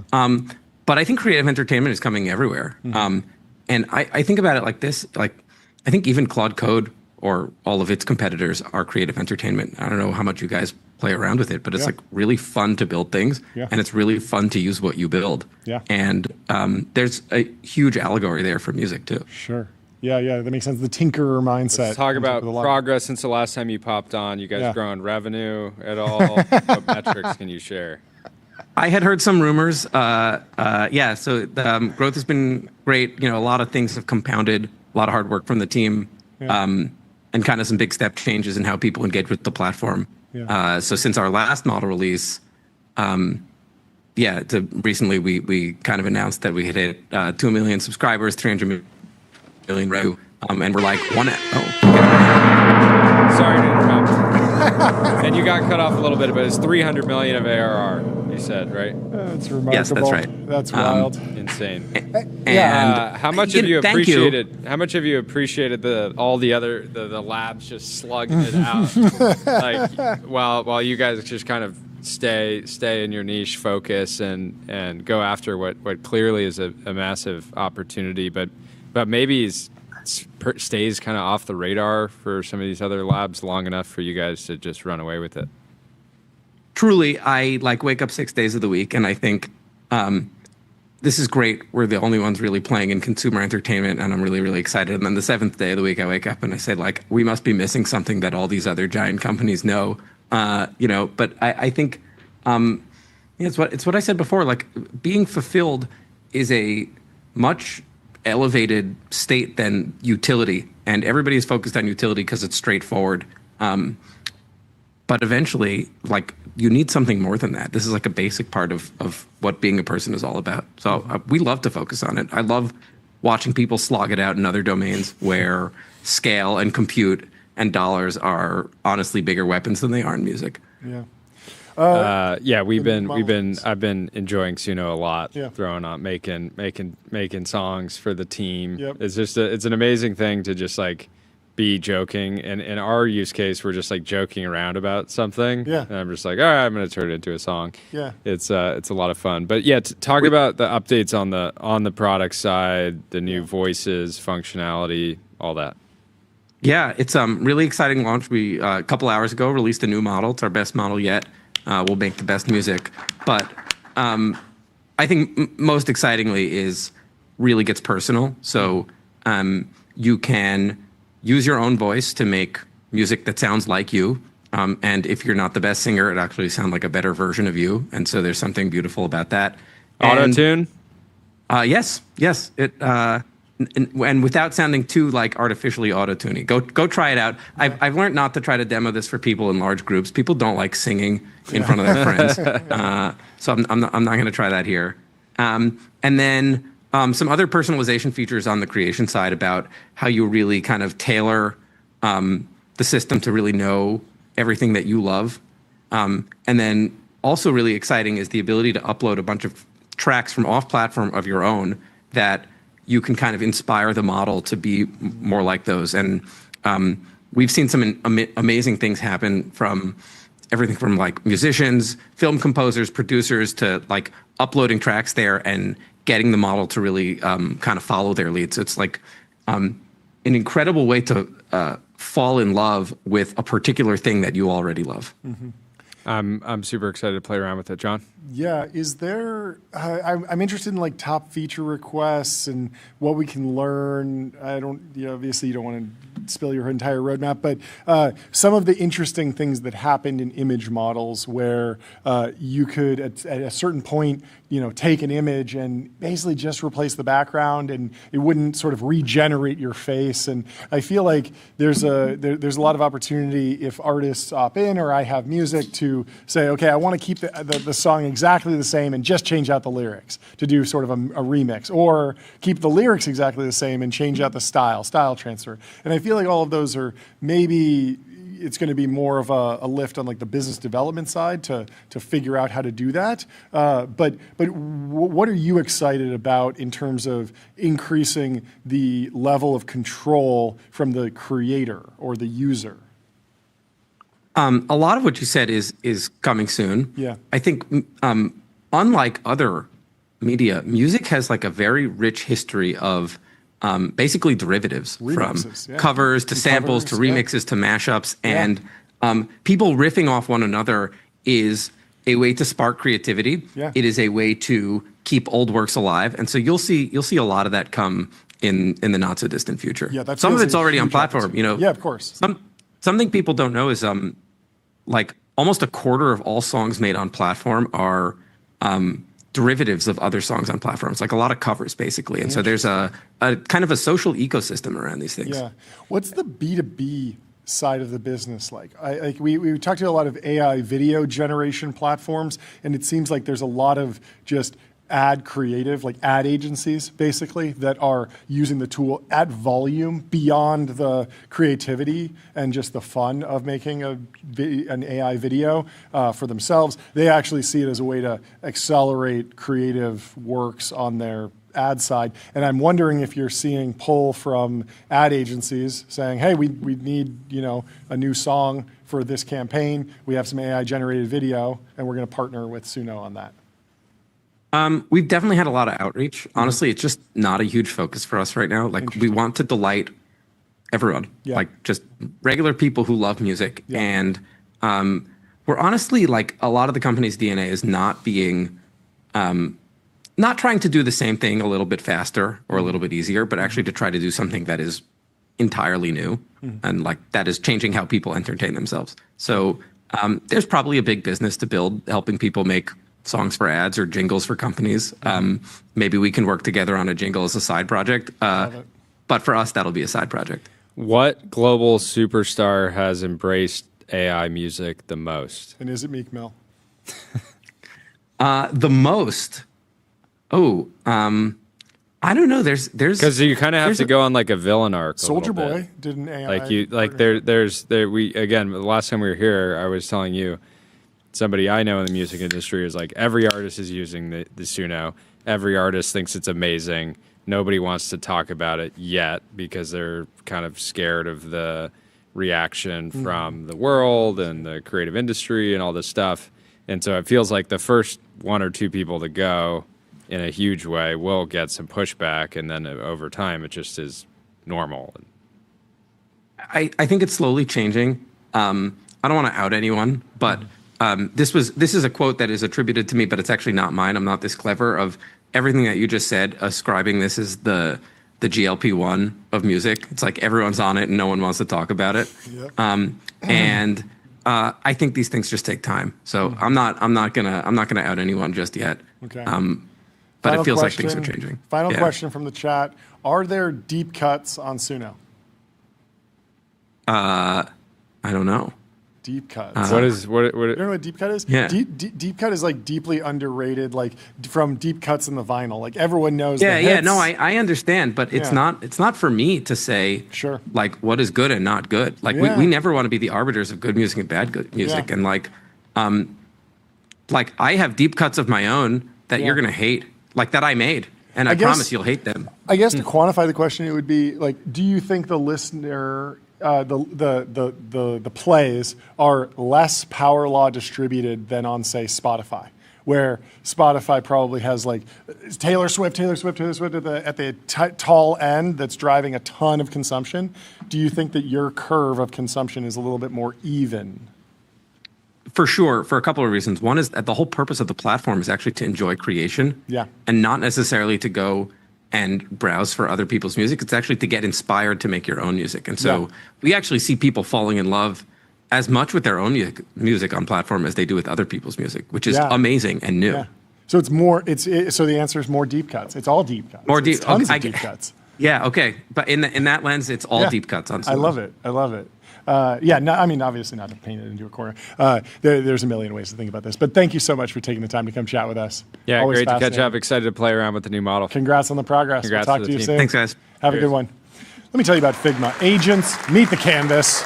Your AI agents can now create and modify your Figma files with design system context. It's in beta starting today. And our next guest is Ida Bardari from D-Valence, the anti-surveillance company. What's going on? I'm very excited to talk to you. Congrats on the viral sensation. But since it is your first time on the show, please introduce yourself and the company. Definitely. Thanks so much for having me. Hello, everyone. I'm Ida. I graduated with a degree in physics from Harvard, and now I'm building the Valence, a company that's protecting your freedom. How does it work?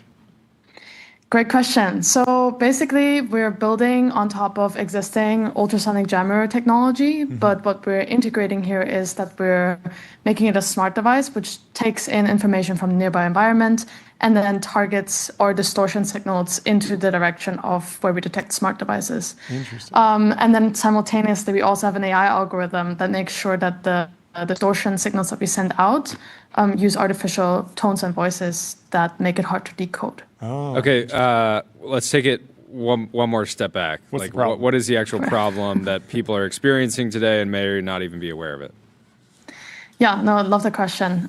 So at the beginning of 2024, we saw a huge rise in AI variables. I mean, I think everyone in the Valley probably knows about Friend, about Omi, all those, promising technologies. The problem there becomes, well, when you have a conversation and, for example, you just forget to turn it off, a lot of confidential information and private information can be used to train AI models that you might not necessarily want to be trained on it. And people already have this problem who deal with a lot of confidential information in their everyday professional lives. So that can be people working in, in jobs that deal with IP, with other sensitive info. And this issue is way broader than just, audio recordings. We also see this with Meta Ray-Bans happening. Like there's a lot of unwanted recording happening there, a lot of freedom for people to just, go out and do whatever they want. And simultaneously, of course, digital data collection has been a thing for a long time. And the way that it's used in recommendation algorithms, for example, is another thing. So cognitive security is also a big part of this.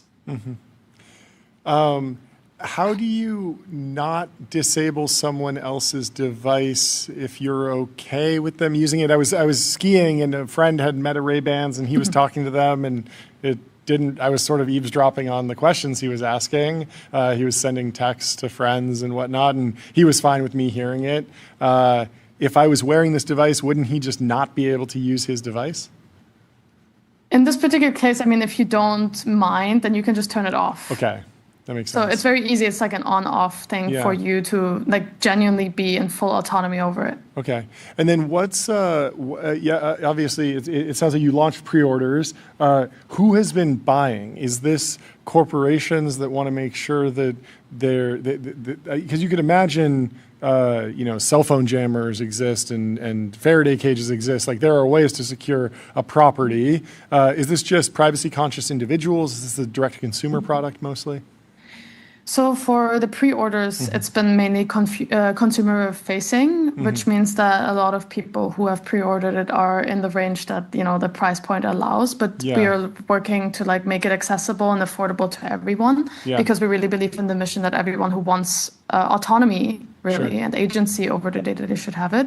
But we also are working on a version that is for more like organization based because they usually have different requirements. So we're also working on that. Why is this? We got to get TJ one of these. Oh yeah, we should gift him one. Our friend TJ Parker absolutely hates all the meeting recording and all these things that are just. Can you make it into a watch? That would be the killer app. He's a watch. I know. Guy, so. There's a lot of cool stuff with the form factor that we're experimenting with. But what are you going to be in a little bit of like an economic war here because $1,000 product to counteract something that costs $100? There's just there's an economy here that's sort of misaligned. I'm also interested to just hear about how on earth can a recording device cost $100 while an anti-recording device costs $1,000. I imagine that you think the price will drop over time, but what is in the device that is expensive? Yeah, there's a lot of processing that's going on because we have certain algorithms that require a lot of power in order for it to, work. Yeah. So that is honestly a big component of the cost that's so you need driving like maybe even a more powerful chip than what would just be in a passive audio recorder. Yeah, I mean, passive audio recorders, they are usually not as complicated to build, right? You basically just need a mic and then you can just detect the stuff, right? But in this case, you want to like find nearby devices. Then you also want to make sure that they're blocked, and then you also want to make sure that the way that you're blocking them is not just reconstructable in post processing. So there's like 3 different tasks here that make it way more expensive, unfortunately. But we're working on it. So, what are the laws around this right now? I remember the backlash to Google Glass, and then everyone had a phone, and it just seemed like if you're out in public, people can just take pictures of you and record you. Is it legal to block someone from recording me? I don't know anything about this. Yeah, that's a good question. In terms of recording, there's 1-party and 2-party consent states. So, but nobody really follows that, I feel. What's the 2-party? Is California 2-party? I believe it's 2-party, yes. Certainly doesn't feel like it when you walk around. No, definitely does not feel like it. It's exactly, that's why I'm saying nobody really follows it, or it's not really enforced by folks. And then regarding the blocking, so certain blocking is not allowed. So for example, blocking from RF jamming is not allowed because you can get in the way with emergency services. But unless you don't do that, there's certain areas in which we can work in. Okay, yeah. Very interesting. Well, where can people find it? Where can people pre-order if they're interested? Go on our website. It's thevalence.com. That's where you can find it. Otherwise, I mean, in general, we're going to be posting a bit more also about the development process and the general vision and mission behind the company on our social media platforms. So on X, we're on B and Audible. And then my personal X account is just my name. I need a little jammer for John's mic. Sometimes he'll just keep talking, and no, I'm kidding. Well, thank you so much for coming on. Yeah, great to meet you. Very, very cool that the chat is in a positive way, saying that it feels very Harry Potter coded to have this sort of magic device that. I like that. That's a good one. That's like oddly high praise. Yes. Yeah, become invisible. It's the invisibility cloak for the modern era. Well, thank you so much. Cool. Congrats on the progress. Thanks for having me. Excited to follow along. Have a great one. Let me tell you about AppLovin. Profitable advertising made easy with Axon.ai. Get access to over 1 billion daily active users and grow your business today. And without further ado, we'll bring in Zach Cantor from Steady. Zach, how are you doing? What's going on? No audio. You look fantastic. You have many books. This lighting is fantastic, and the bookshelf is fantastic. This is, of course, Zach Cantor. He is the founder and CEO of Steady. How about now? Can you hear me now? We can hear you now. How you doing? Here we go, guys. Thanks for having me. Thanks for hopping on. Great. I feel like I'm surprised. I feel like I've never met you in person, but I know you from the internet for so long. So good to finally meet. We're Twitter friends, That's how I meet many of my reputable and disreputable friends. Exactly. But for those who haven't been following you in your journey, since it is the first appearance, please introduce yourself and the company. Sure. I'm Zach Cantor. I'm the founder and CEO of Steady. It's spelled S-T-E-D-I. We're a healthcare clearinghouse. So if you're not familiar with the world of healthcare, we exchange the administrative transactions that power all of healthcare. You probably heard stats like this before, that healthcare is 18% of U.S. GDP, so it's a pretty meaningful chunk of the ecosystem. But you go into your doctor's office, they ask you for your driver's license and your insurance card, and then they tell you your copay is $20 and you have 3 visits left and all those details. That's a transaction called a real-time eligibility check that happens under the hood. We process those. We process tens and tens of millions of those per month. And then when you finish the encounter, whether it's a surgery or a teeth cleaning, whatever it might be, they have to send a claim. There's a series of messages that come back. So it's an adjudication message that comes back saying the claim is rejected or accepted, and then the claim gets paid somehow. You get those things in the mail that say, this is not a bill, explanation of benefits. Yeah. Your doctor gets one of those as well. They can get them via paper, but they can also get them electronically. And basically, we process all these transactions back and forth. And why can't a registered nurse just vibe code a system to do this for them? I'm just kidding. Well, it's a funny question. It's interesting. So we primarily, we think about our business as selling to other technology companies. You think about us as like the Stripe of healthcare. Yeah. But we've seen a surprising number of these small and medium-sized doctors and dentist offices that are signing up. And so we recently did an analysis and spoke with a bunch of these places, and it turns out that indeed doctors are vibe coding revenue cycle management systems. So it's not thousands of them, but it's dozens of them. It has happened. That's amazing. That's very cool. Yeah. What have been the key milestones for the business? You're raising new money today. Your name is Steady. Yes. John was saying how he's known you forever from the internet. I feel the same way. Just steadily. Here we go. Chugging along. But what does this milestone represent? Like, what did it take to get here? Healthcare, every healthcare founder will tell you that it's obviously this big, massive market, but doesn't move as fast, and it can take years to make progress that another industry might happen in a quarter or something like that. Yeah, it's interesting. So, we didn't start in healthcare. I don't come from a healthcare background. I previously started a brand of auto parts. So I manufactured auto parts in Taiwan and China. Cool. And, follow the typical auto parts to healthcare pipeline, as many founders do. And in building that business, I sold to O'Reilly Auto Parts and Amazon and these different retailers. Yeah. And I had to, at some point, it was probably in like 2011, the transaction volume got such that it wasn't feasible to have these things manually entered anymore, so before AI. Yeah. And so I reached out to all the different retailers that I was selling to and asked them to send me the API spec for their purchase orders so I can automate the transactions. And over the next 2 weeks, they all wrote back and they said, "What's an API?" Yeah. And so things got a little bit better since then. But what I found out at that point was that this whole world of retail, logistics, supply chain, transportation, et cetera, manufacturing, is powered by a technology called X12 EDI. And so if you see Steady is spelled S-T-E-D-I, it's because we started with this underlying EDI technology. And long story short, maybe long story long here, I got so frustrated with the various EDI systems that were out there. I said, like, look, what I want to do is I want to receive purchase orders in. I want to get them into NetSuite. I want to have those automatically sent to a warehouse. I want the warehouse to ship the order. I want the transaction to come back. I want, when things come in via Flexport, I want those things to get automatically pushed into my system. This can't be that hard. Kind of famous last words. And I got so sick of the solutions that were out there that I ended up having my own system built. And then I ultimately sold the auto parts business to a private equity firm, and I started Study. And I spent like 50 grand on, which was, it was a bootstrap business, so spending 50 grand was a lot of money. 50 grand on building this homegrown platform.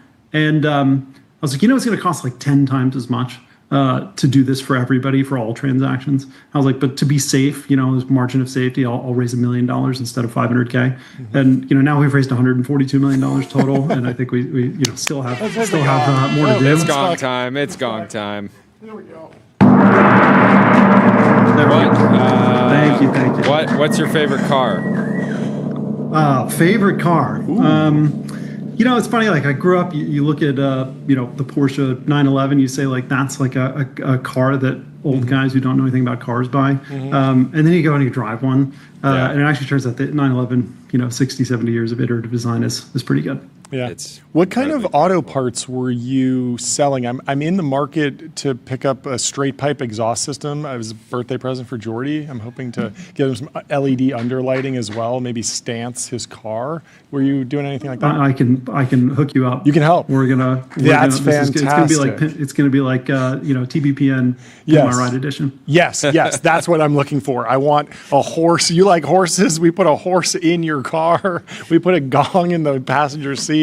You can't transport anyone, but it looks good. John has been trying to get me to go the Mansouri route for years, and he will be doing it until you got to do it until you do it out of this earth. Until you do it with the full sponsored livery wrap on the car.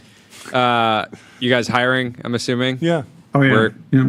Engineers, product. Talk a little bit about the company culture. Where are you based? Are you in person, remote? Like, what's the scale of the company right now? So we're about 125 people. Wow. We're distributed. We have a bunch of people in New York, but we've got people all over the place. I live in the Bay Area. Okay. And look, I think with the talent wars, there's obvious pros to being in person. Yeah. At the same time, you're kind of making the implicit decision that you're going to exclude 99% of your potential hiring pool and saying we're not going to be able to hire those people. And for us, we think the trade-off's worth it. So we're all over the place. That's amazing. Awesome. Well, so great to finally meet. Yeah, great to finally meet. Amazing progress. Yeah. Thanks so much. Thanks, guys. Thanks for having me on the show. We'll talk to you soon. Cheers. Have a good one. Let me tell you about Fin.ai, the #1 AI agent for customer service. If you want AI to handle your customer support, go to Fin.ai. And let me also tell you about Shopify.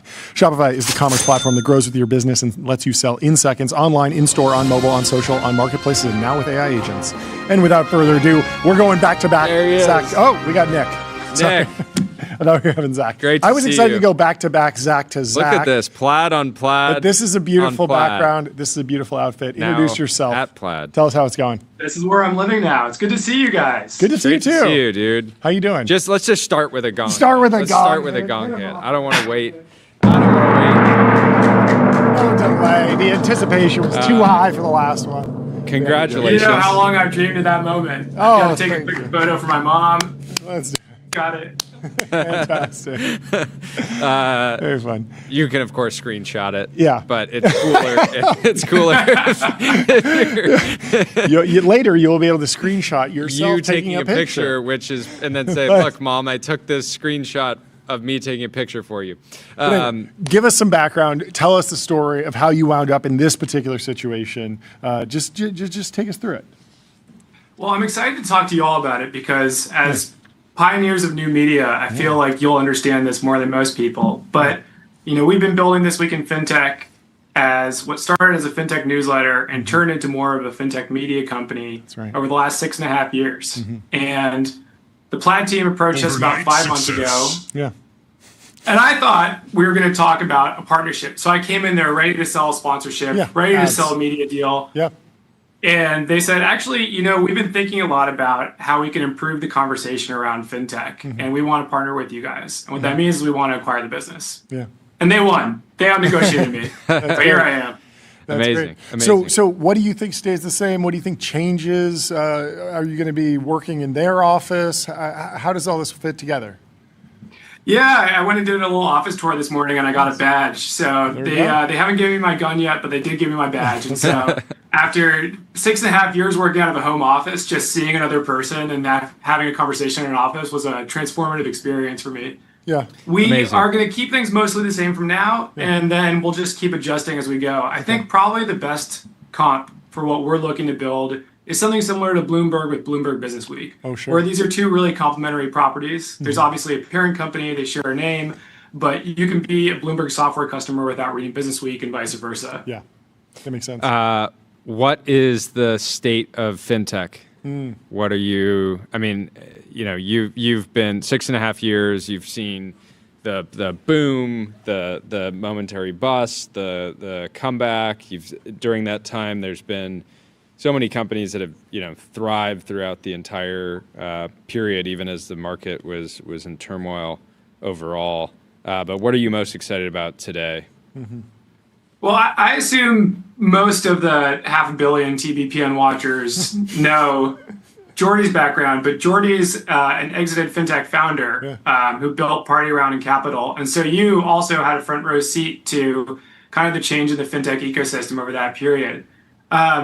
Today, what I've noticed is you had this spike in fintech enthusiasm and funding in the venture community in 2021. A lot of companies got out over their skis because of capital availability, and I think there were sloppy decisions made. And a lot of them took tough medicine. Some of them didn't make it past the downturn in liquidity for fintech startups. But a lot of them said, look, we're going to build real businesses now. We're going to take the tough medicine, and we're going to come out the other side stronger. And so if you look at the top right corner and see Ramp, like that's a great example of a company that has been around for a long time, said, hey, we grew too quickly, downsized, and now they're better for it and are just kind of crushing and shipping on a weekly cadence and really redefining this entire category. And so what we're seeing today is you have fintech companies, we've been talking about this for a long time, you have fintech companies that are actually taking market share from incumbents. I know fintech companies have wanted to say, hey, like we're the challengers, but we're going to be the dominant providers of financial services one day. But now that's actually happening. And so, thinking about this with my plaid hat on. So much merch. I love how you just came with the same, you came prepared. Yeah. You understood the assignment, the same entertainment level as we bring. Put on your steel man, John. Yeah. We noticed that, the tech media conversation hasn't really caught up to how well some of these fintech companies are doing. And it's tough.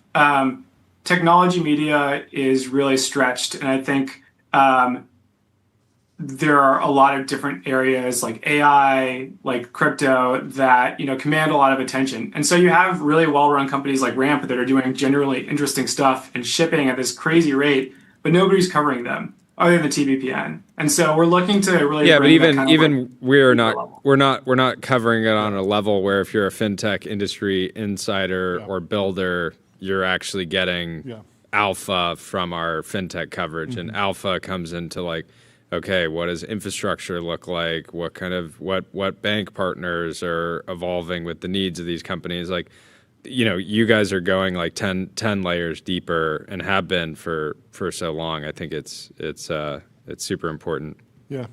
Last question for me. I appreciate that. What media formats, where, how would you describe where you are now, and then what excites you? Because, obviously the newsletter list is over 200,000 subscribers. Congratulations, massive. How many newsletters do you want to send a year? Do you want that to increase? Do you want to do more events, video, interviews, audio? Like what's interesting to sort of zoom out and think about the next couple of years? Yeah, our DNA has always been the community initiative. And so events are a big part of what we do. International is a big part of what we do because there's so much interesting innovation happening. That makes sense. American tech companies will go on stage at conferences in Mexico City and in, Lagos, Nigeria, and talk about what they're doing. But then they actually start talking to people who are operators in Lagos, Mexico City, and the level of innovation there is often, more advanced in fintech than you'll see in the US because these are areas that don't have the same level of financial services. And so you actually have to build a lot more there. And that's been a big part of our DNA too. And so I think it's really double down on the community focus, really deep, thoughtful writing, and continuing to grow the pie, not just here, but internationally as well. That's awesome. Well, congratulations. Amazing. Super pumped for you. Taking the time. Match made in heaven. A true match between the background and the shirt. Truly. And the hat. Really. It's fantastic. Come in person next time. Yeah, It's great to finally have you on the we'll catch show. up soon. Have a good You're one. the man, Nick. We'll talk to you soon. Goodbye. Good to see y'all. And up next, we have the co-founder and CEO of Plaid, Zach Beret, in the Restream waiting room. Let's bring him into the TBPN Ultra Dome. Zach, how you doing? Doing well. Thank you for having me. When did you first meet Nick? That's a great question. I think it was at a Money 2020. I think it was maybe like 6 years ago, something like that. It's been a long time, and we've long admired what Nick and team have built. Look, I feel so honored to get to work with them in this new way, and it's been pretty amazing to watch them go over the last few years. Yeah. Talk about your experience as CEO at an event. What makes for a good event that you will say yes to attending, appearing at, et cetera? Like, what's the secret sauce that you're like, okay, that clicks into place, and I'm going to say yes to that, because I'm sure you get invites every day. Yeah, I think. Oh man, this is a difficult one because my default answer is no. My EA and I have the conversation frequently of no new things. Yeah, there's a lot of stuff. I think it all comes down to who's there and the size of the event. Sure. Small things where I can meet people that are of really high value are super interesting, and things that have content in an angle that's not covered all the time in the same way are valuable. So. I don't say yes to a lot of things, which feels fortunate. Also, I really like working, so it's hard to get up from. Yeah, we're the same way. What outside of this acquisition? What's on your mind this week? Yeah. What's the business focused on? What are you focused on personally? Well, first, I don't want to skip over this week in fintech. I mean, big deal for us. Like, we've been really excited to push this conversation forward over the past many weeks. We're excited to now finally have Nick and co as a part of the team, and the future together I think is going to be super fun.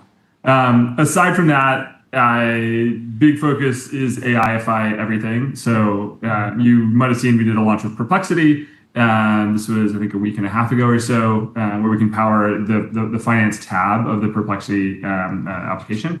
And it allows you to do things like see your stock portfolio in real time, get an update in the morning to understand, what stocks you might want to trade in a given day. Lots more that we're going to do with them to bring in more financial data into Perplexity. And I think this is the first step in a lot of kind of consumer-facing AI experiences. So that's been a big one for us internally.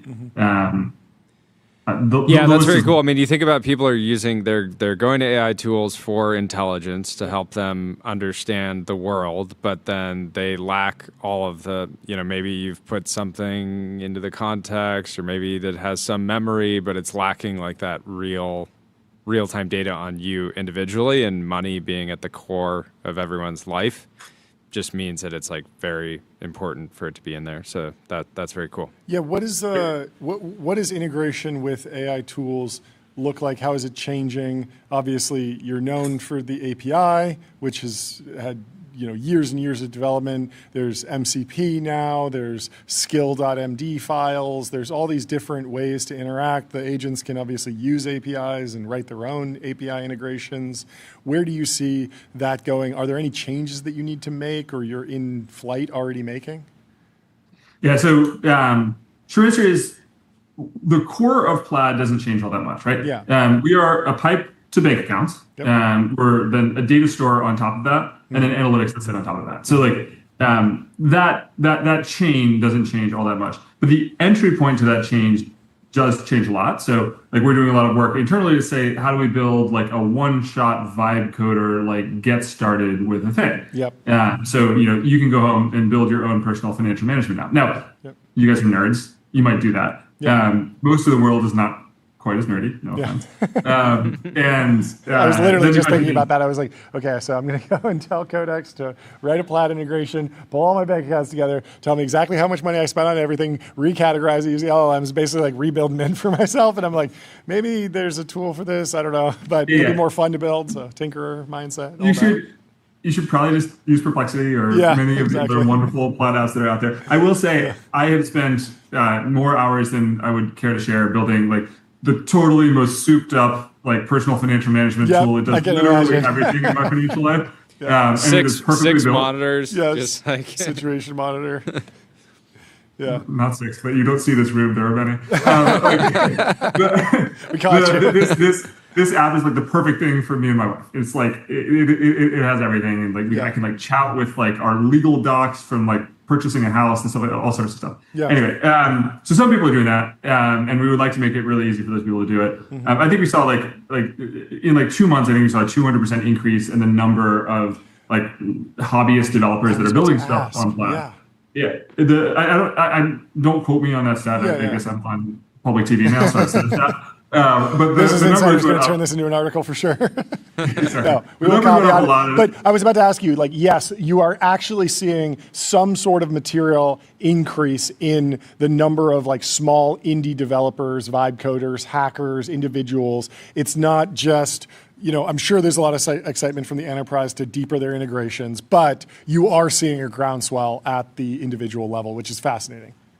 It's that, yeah. So that's really big for our larger enterprises. They're like, how do I automate all of the support stuff on top of Plaid? So we build like support tools for them. Yep. And then like, there's a lot of consumers have questions about like what data is going where, and so we're thinking about like how can we smartly build intelligent permissions on top of the data permissioning, so that as a consumer, you might not want to link your cal sheet spending, but you might want to be able to analyze your stocks. Sure. Like how do we create tools for that kind of thing? Yeah.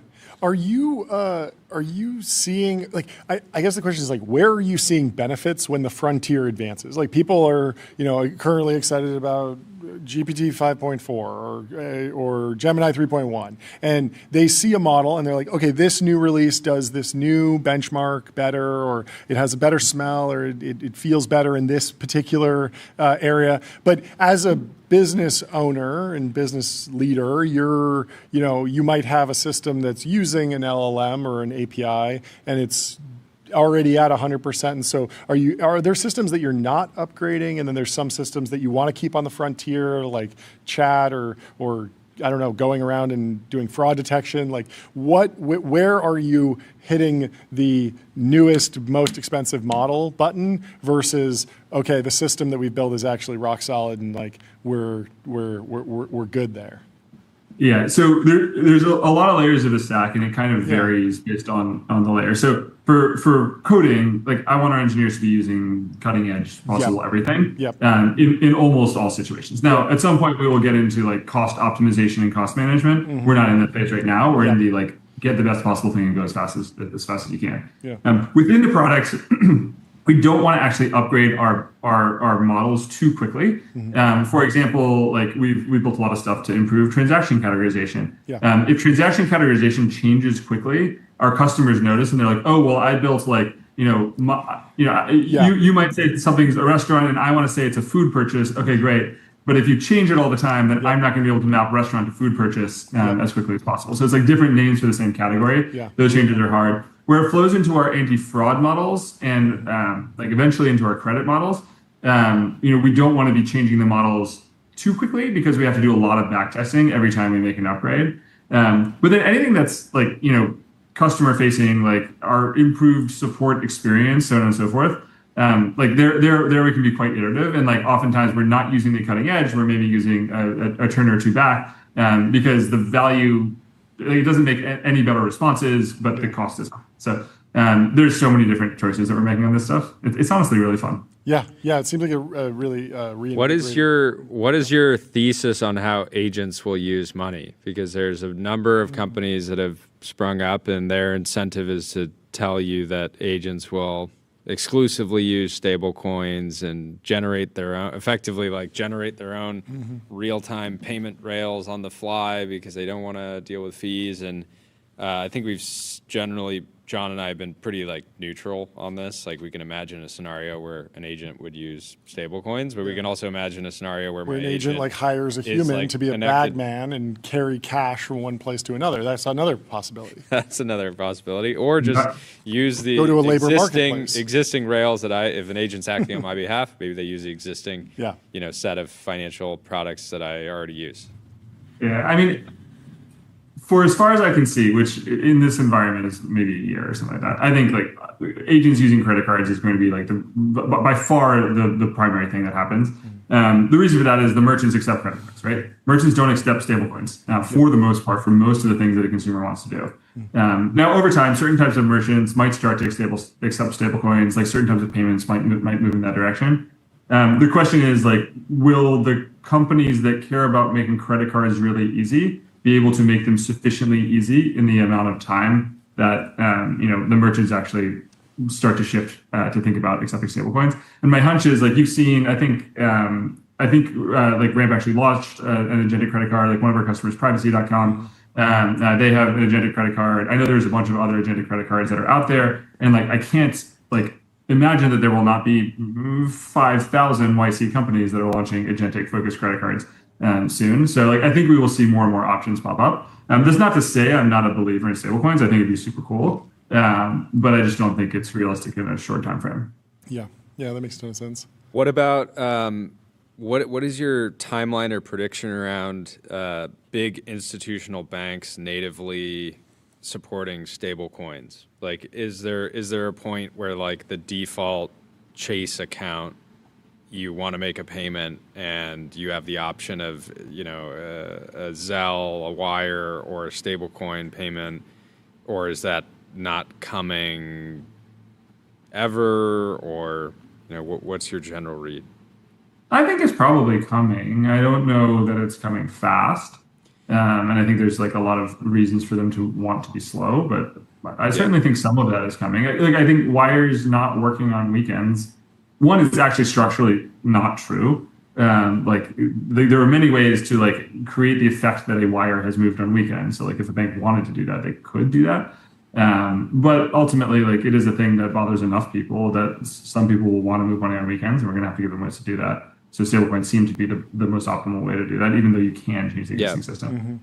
But you wonder where that maybe there's not enough consumers that are even asking right now, to be honest. But it might actually come from industry first, where like car dealerships are like, hey, like we really want better ways to.